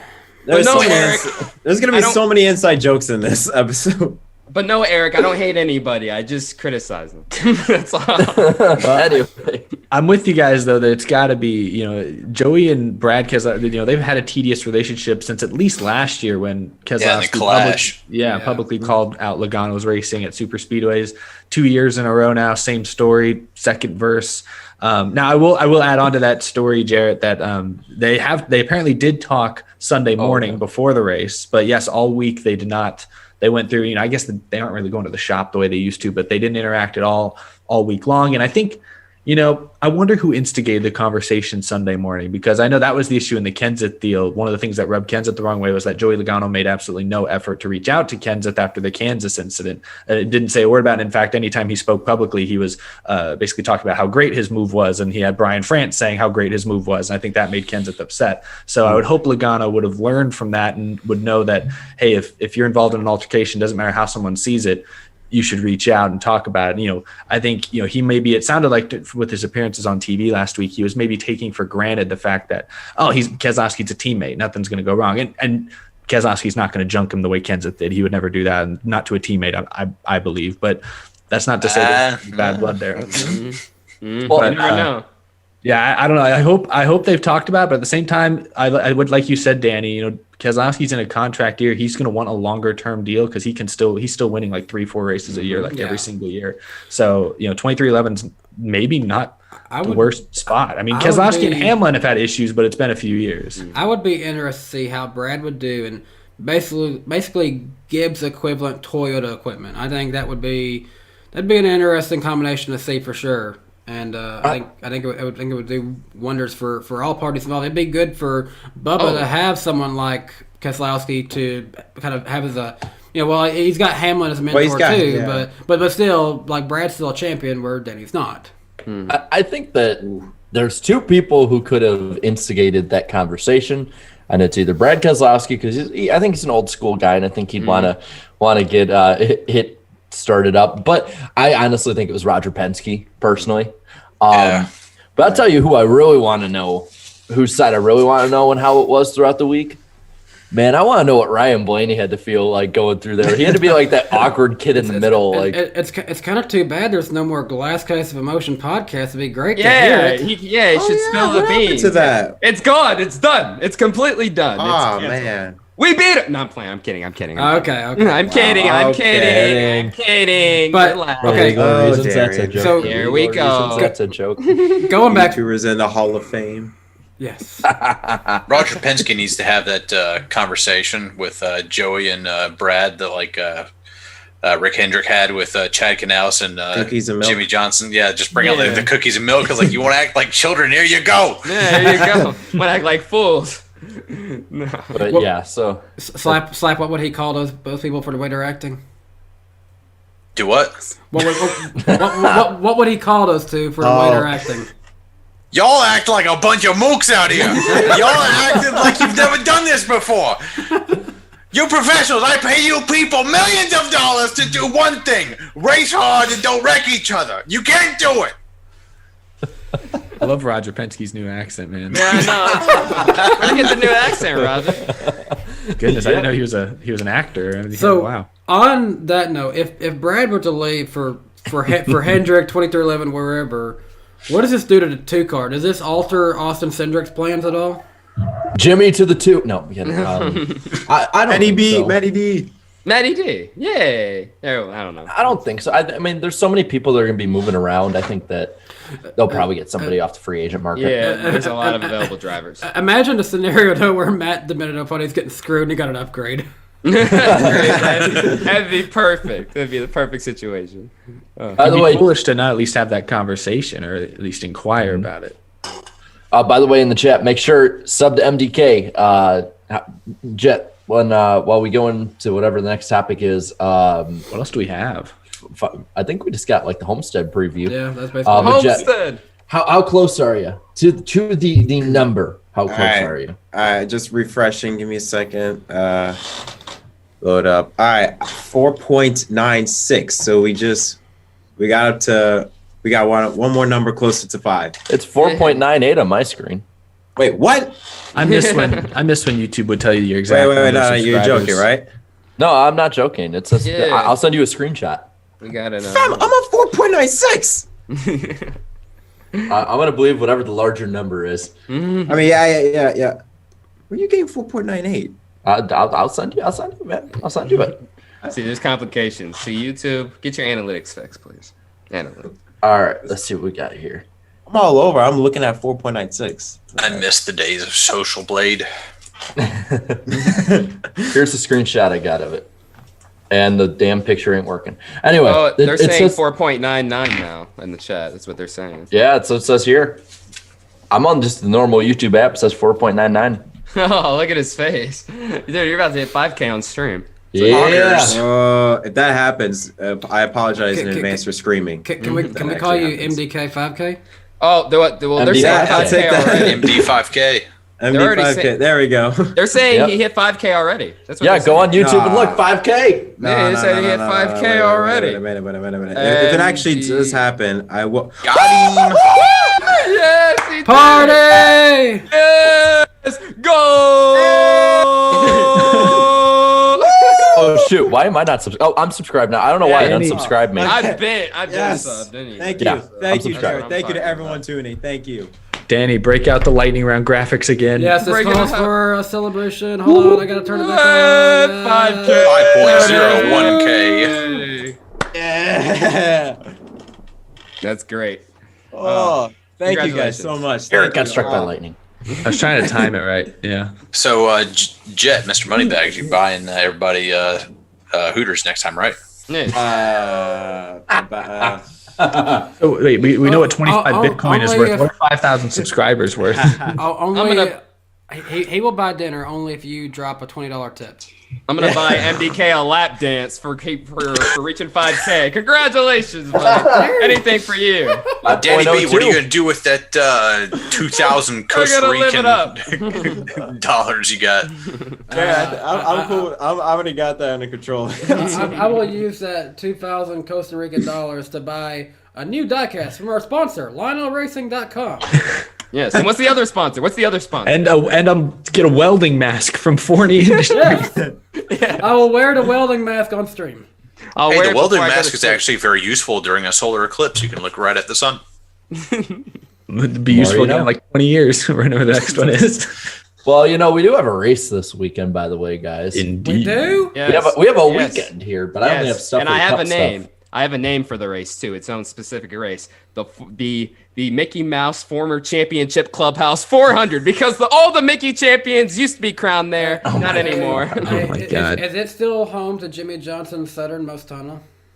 I don't think so. I think that's No, it. that's what it is, right? Isn't that what they Oh, wait, call is it? Oh my Is that God. what they called it? So I wanted to give the weather forecast for this weekend, and wow, this fits. Head On came on as an ad for it. Head On, apply Head On? directly to the forehead. All right, here we go. I'm pulling up the daily weather right now, just giving everybody a preview. So if you're heading out there, listen up. The forecast for Friday through Sunday in Homestead: 81 degrees on Friday with a 2% chance of rain.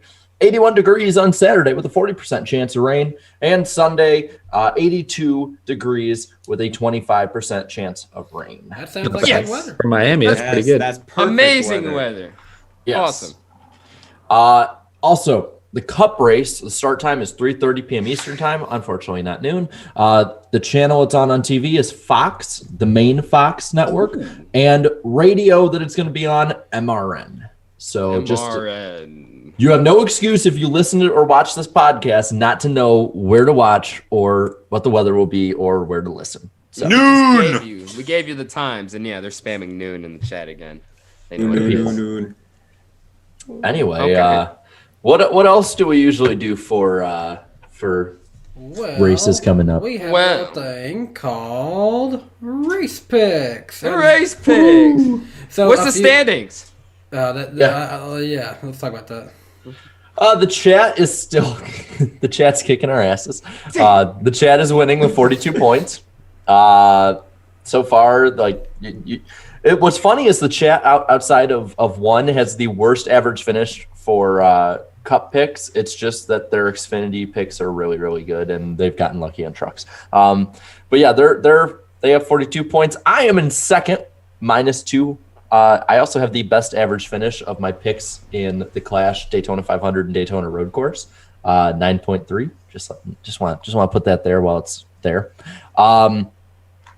Danny is up to third. He is -6, and tied with him, but losing the tiebreaker is Eric, who is also -6 from. Why do I lose the tiebreaker? Yeah, Because how? of the subscribers? No, it's best It's best average finish for Cup picks. Danny is 12.6. Eric is 13. This is so damn complicated, Jared. Holy moly! I'm gonna start calling you Bob Hawkers of the NASCAR Weekly Podcast. Jared, does the track have lights? Yes, indeed, it does have lights.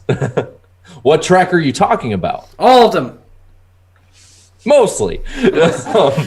Darian is in 5th. He is now not in the cellar. He's -7. Yes, not in the cellar. Yes, And, let's go. and Josh Ravel, bless his soul, he kind of screwed the guest pick because y'all are -10 now instead of in the lead because literally every one of the guest picks finished last of the picks. So how do we do this with 2 guests?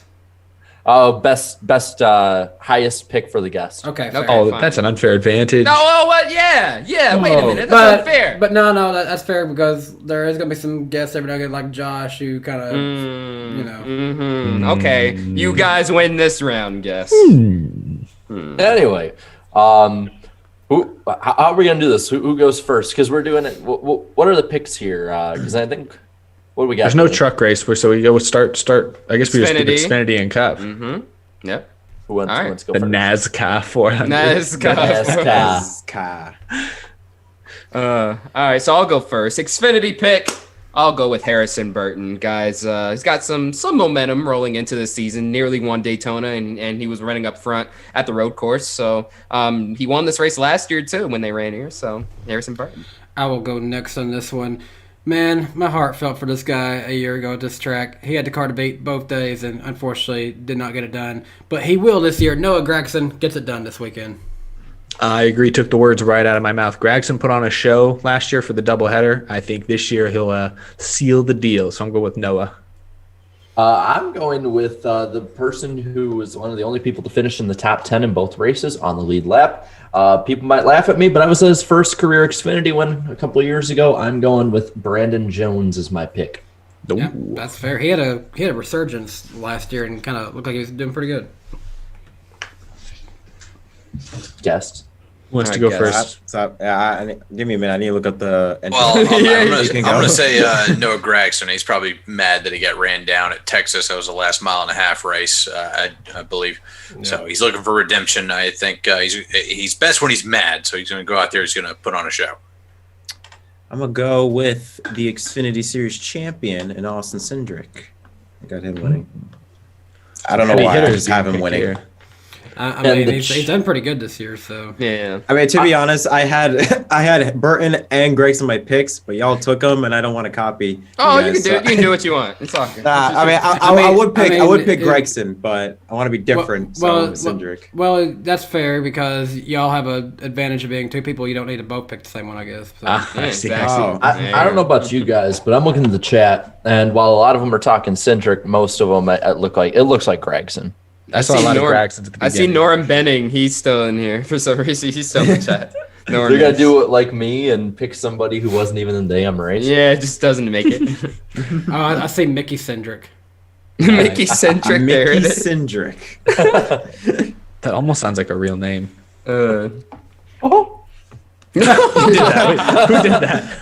me. Oh, jeez. That was terrifying. All right.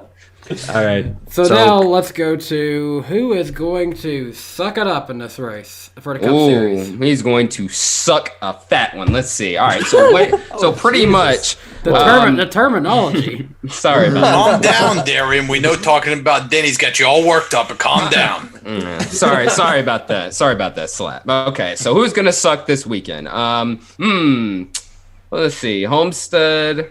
You know what? I'll go a little bit. I'll go outside the box here a tad. Let's go with. I know he ran good here last year, but perhaps luck might not prevail with him this year. I have to go with Tyler Reddick on this one. I don't know. Sometimes, that team, they can get a little inconsistent here. And I know a lot of people are expecting him to run well, but perhaps might not be the case. And now he's going to have the best car probably. So I'll just pick Tyler. All right. Who went second? Oh, I did. So that's pretty fair saying Tyler Reddick. But another guy who's been kind of screwed by the starting lineup, I don't expect him to do that good here. I'm going to say William Byron has a bad performance. Dude, I didn't even look at the starting lineup, but I'm going to go with Matt DiBenedetto. I just feel like for a year and a half now, he's disappointed me. So I'm literally in the Jesus! You're a disgrace. Honestly, God like, dang. honestly, I just feel like it feels so much hype at the beginning of 2020 for DiBenedetto, and I just feel like he hasn't lived up to it once since. I'm driving down to Texas with a gat. I'm just saying. I need him to surprise me, and he has not surprised me since he got into the 21 car. And Surprise him, Maddie. Well, I don't think this would be much of a surprise, but I'm actually agreeing with Eric on this one for almost the exact same reason. Wow, whoa! We read each other's minds then. I mean, he Yeah. has been struggling a little bit, so yeah. He's been struggling, and he has not started the year off too well, and it ain't looking like a good start. And I don't think that I think he's going to get the Florida trifecta of not being up front. I'm gonna go with Michael McDowell. Oh. The dream dies at home. Your season is done. I mean, as soon as you go there. Yeah, he starts 6. I don't expect him to stay there long. Where does Matt DiBenedetto start? If you have the lineups pulled up, Yeah, hold on, let me find him. yeah, scroll. 37 for 38. Oh my god. I'm feeling good about my pick right now. Yeah. Well, he'll pass a lot of cars, hopefully. Oh yeah, because I think I remember saying like he has so far this year like one more point than Derek Cope or something like that. He has No, that can't Wait. be. Oh, No, that can't Wait. be true. Wait, what? Is he starting behind the Rick Ware cars? No. He would be, right? Cody Ware got like a bunch of those Rick Ware cars during the road course. They let's got see. Yeah, he started behind the road cars. 20th place finishes. Every single one of them. The only car that he's better in is Quinn Houff. Oh, Quinn. Oh no! Oh, poor no. guy. You need to step it up, Mandy. What is wrong? What in the hell is going on here? Italian stallion, he's a moke. Yeah, wait, you got this guy right here. He's not even doing it. If it's not Bristol or Talladega, he can't do nothing. They can't do nothing. This might be. I might be really wrong with this pick, but I'm gonna go with Kyle Busch. Oh. I just After every pick, Darian goes, I don't know. I just have a feeling that the relationship between Kyle and Ben Beshore is gonna take some time to get working. I think they're gonna struggle. Fair. He did win the last mile and a half we were at though. Yeah, but Texas is it even Okay, a well, mile? thanks for already debunking my point, Danny. It was delayed by like 3 days. I don't I'm sorry. Texas is so bad. Does it even exist anymore? I don't even paid attention to that track. So does anyone see a definitive pick that the chat has put in? No, the seen a lot of chat's heart. mainly been reacting to what we've been saying. Yeah. The Quinn Houff had no talent 400. I see that. That's rough. That's Damn. rough. Quinn Houff for It's a champ. bunch of mook. Just move. Yeah, Mook. Mook is the pick for the chat. What is that? What does that I even see mean? Kyle I'm Busch. so out of the loop. What We'll does it explain mean? it. We'll explain it You later. can Yeah, explain look, it after the show if we. Yeah. Yeah. I've seen Logano's and Kyle Busch's. Let's see. I see Blaney. I see Mook. No, I see. We've started a meme. Someone just said Mark Martin. Just I see a lot of Logano. Yeah, I've seen a lot of Logano's too. We want to just put Logano. I see just so we have Logano and something different. DiBenedetto. Sure. I think we should probably put I've seen Logano. a lot on of this Quinn one. Houff too.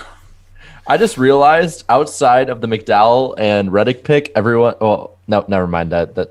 Disregard what I just said. I was about to be like, oh, this is all. I was about to say, oh, they're all within the 20s, and then I realized, oh, there's a Kyle Busch pick too. Yep. No, never mind. Oh, I just changed my mind. Dude, that's a great name for the Kansas race. Carry on my wayward son 400. Yes. Oh. That's a good one. I like that one. Dust in the wind 400.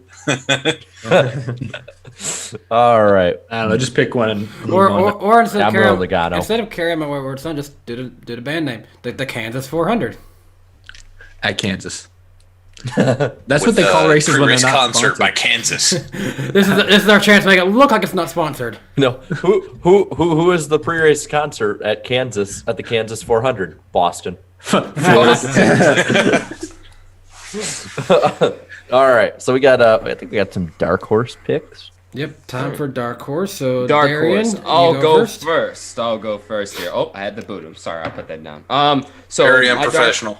I know. My Dark Horse pick I don't know if you guys really consider him a dark horse and stuff. I just really want to see how he runs consistently. I'm going to go with Christopher Bell. Yes, he's coming off the victory, but, still, getting used to that 20 ride there. And, one race he wrecks the whole field, the other he wins. So I don't know like how good he can be this year. We're going to find out at Homestead for sure, though. So sadly B. That's pretty fair. I'm going to go with another Toyota driver that we're all wanting to see how he can do consistently, but I'm going to say Bubba Wallace for my dark horse pick. Mm-hmm. Bubba Wallace is definitely the guy I'm watching the closest this week because Daytona's a crapshoot. We know Bubba's not great at road courses, so I really want to see how they fire off at Homestead. But I'm going with Tyler Reddick. There's not that many races this year. I feel like he's really going to be looked at as a true contender outside of the super speedways, but Miami is one of them. So I look for him to be a top 5 threat. Hopefully he can put a full race together. For mine, I'm going to go a little outside the box. This man has never, ever been in Cup at Homestead, at least unless I'm mistaken, which I very well probably am. But I'm going to go with this guy because he was pretty good in the Xfinity Series at Homestead. I'm going with Briscoe. I think that he'll be the dark horse this week. That's pretty fair. He's not done good in his first 2 races this year, but I think it's been a crapshoot. So this really gives him a chance to really show what he's got. I don't see that video of him at the Daytona Road Course, like hood up. He's got power steering fluid all over the windshield. Got no power steering anymore. He's a wheelman. Yeah, but I'm going to go with Daniel Suarez. I want to see what that Trackhouse team does. That was going to be. I was between him and Bubba, so I'm glad someone went with that one. Yeah. I don't know if you would consider this guy a dark horse, but I'm going to at least take a hard look at Kyle Larson. Especially with how he runs at tracks like Homestead, old aggressive type surface, going to be up against the wall probably.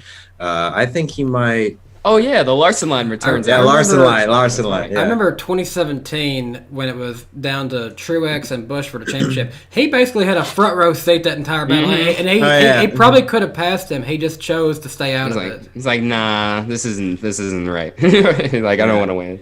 Yeah, I'm gonna go with Larson as my dark horse. I'm looking at the chat, and at first it was Reddick. The early polling said Reddick, but now a lot of it's saying Suarez. Yeah, I've seen a lot of Suarez. Although I mainly see one guy spamming Suarez on my screen right now. So it is. I think that's actually what it is. Yeah, I see Tia Norfleet. Tia, where you at? Where's Tia? I see a lot of Suarez and Custer. There's a couple for Custer.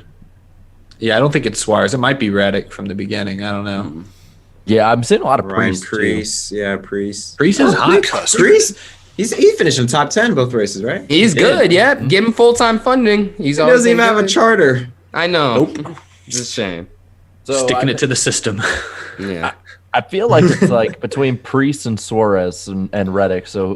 Priest and Reddick, I should say. I'm seeing some Cole Custer coming in now. Yeah. Chad never knows what they want. Lane. They never know. Pitbull. Oh, Mr. Worldwide. I see you right there. Mr. Worldwide. We're already going to be in Miami, so. Well, we're going to count that as a Suarez pick then. Yeah, what are you guys thinking? I'm going to say Suarez. Suarez. Chat, your pick is Suarez, and then there's some croissants. Yeah. Croissant. So, Darian, what is next? Ooh, the famous, the all-important, the almighty, the famous, who's going to win this weekend at Homestead? Who's going to win? Not win. We win on the NASCAR Weekly Podcast. And my pick, for as annoying and as funny as he can be, one thing I will never deny is his talents on the racetrack. Obviously, Joey Logano. Yes, you are my pick. For as annoying of a driver you are, you're still pretty talented, so you're gonna win. What an arc we've been on in this show with Joey Logano and Darian. For the very reason that Denny Hamlin won this race a year ago, because there wasn't the championship pressure on the line or anything, and he finally got it done, I'm going to say Kyle Larson will win this weekend. Mm-hmm. I'm going to do more than just look at him, Jet. I'm going to say he goes out, use the talent he's had in this place for a long time. I'm going to agree with Dale Jarrett's pick on this. Kyle Larson is my pick to win. See, I'm going with a guy who ran great at Homestead and really all the mile and a halfs last year, as well as a dude who is off to a hot start in 2021 with back-to-back top 5 finishes. He's persevered. Denny Hamlin, our favorite Twitter comedian this week, will win, and everyone will kind of just, oh, okay. when it happens.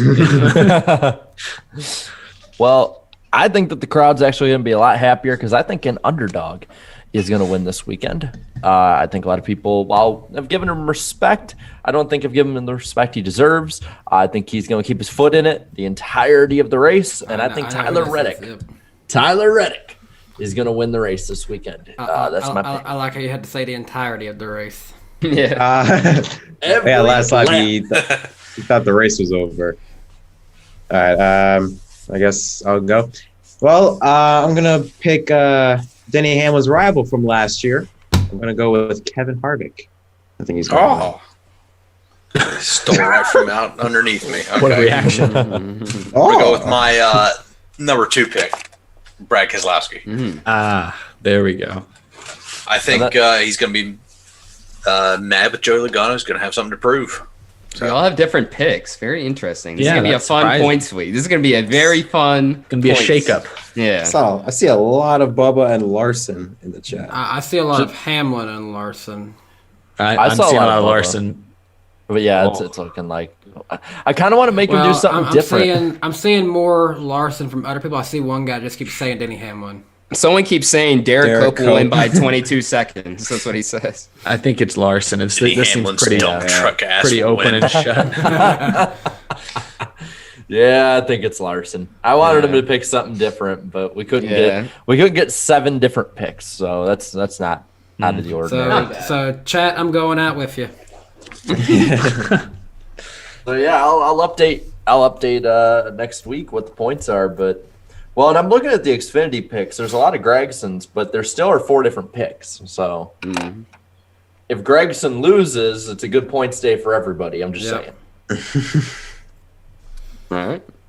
But yeah, All right. I think that's it. That's it. We're done. We do have some more super chats who came in, so we want to give them credit for their support of the show. This show is funded by viewers like you, so we appreciate that very Yeah, much. Like we're PBS. PBS. We're PBS in this mug, right? Yeah. All right, Slap, you're gonna love this one. $4.99 coming in from Goose Winnipeg. What does Mark Martin and a buffet have in common? They always go for seconds. They both take seconds. This one. They both He's take heard seconds. this one. I saw it in the chat. I saw that when they first posted it, man. It's like just. He was just biting his when I tongue. first saw it, you probably saw me like over in the corner. I was like, Just like, I'm about to David, act up. I don't want to hear it. I don't want to hear it. Platinum Paradise coming in for another $4.99. I appreciate that. For Slap, would you rather go back and have Mark beat Harvick to the line or not get penalized and win a 1990 championship? You better pick the 90 championship. Yeah, 1990. I was like not even a year old yet, but I'd rather have that. Baby Slap's called Mark! I would love to like live in like the 2010s and have like, oh yeah, Mark Martin, the 1990 champion from 20 years ago. He's still out here racing, still winning races. Well, if he was the 1990 champion, I don't know if he'd still be racing in the 2010s. So, Oh. Yeah. Might have hung it up early. yeah. But Bake the Snake coming in at $5. Appreciate that. The Where My Chicken Nugget 400. What? What? Where my chicken? What? Is that a new take on the Wendy's Where's the Beef commercials that we had? Yeah. Is that Where's in my his- chicken nuggies? Nuggets. Yeah, they spelled it really weird. Mr. Anti-Ant coming in at $1.99. I appreciate that. All-star panel on this podcast right now, so. Oh, thank you, man. Thank you so much. I appreciate it. And finally, the last super chat of the night, unless someone sneaks in last second. Bake the Snake coming in with $5. Y'all are missing out on my boy AJ Allmendinger in terms of Xfinity picks. And Someone snuck in. He's all right. He's all right there. Yeah, he's okay. Yeah, you never know. Oh, I saw Blue Jimmy. He has one more there. He snuck in. $2. He snuck in right at the last second. Blue Jimmy 48 fan, appreciate it, man. Fingers crossed we meet up in Martinsville, Slap. So watch out for Blue Jimmy. Man, no one asked to spin the UFO this week. First time this year. Dude, it's always spinning though. So. Jarrett, I'm the host. Spin the UFO. All right, I'm gonna put it in front of the camera more. There it goes. There he goes. Look at it go. Look at it go. He's flying. All right, so Jarrett, where can we find us next week? Well, you can find us on my channel. I'll be hosting next week, and we can't really say too much yet, but we might have a pretty cool guest on next week. If not, we're still going to have an awesome show. But just keep an eye on our social media. I think it might be pretty fun. It'll be worth it. Yeah. Have we settled on a potential day and time for this special guest? Not yet. Not yet. I'm waiting on that one. Yeah. We're getting there. We're getting there. Well, hopefully we'll have something big in store for y'all. If not this week, very soon. And we'll let the chat guess. And also, thank you, GN, for the $2. Peanut butter crackers, 400. That's all I have to say. It's peanut butter jelly time. Peanut butter jelly time. I've been watching a lot of Family Guy lately. Fair enough. All right. Well, on that note. Well, Jarrett, do we have a Dale call for this week? Kinda. Yes, we do. All right. Yes, we do. Well, on that note, guys, thank you so much for watching episode 5 of season 4 of the NASCAR Weekly Podcast. We are part of the Out of the Group Podcast Network. We thank everyone for watching us live. We thank all of you who are listening later on Spotify. And we will see you guys next time. We appreciate y'all joining us. Jarrett, send us on out of here with some Dale. Bye-bye. Mike was not ready for that. Goodbye. Bye-bye, everybody.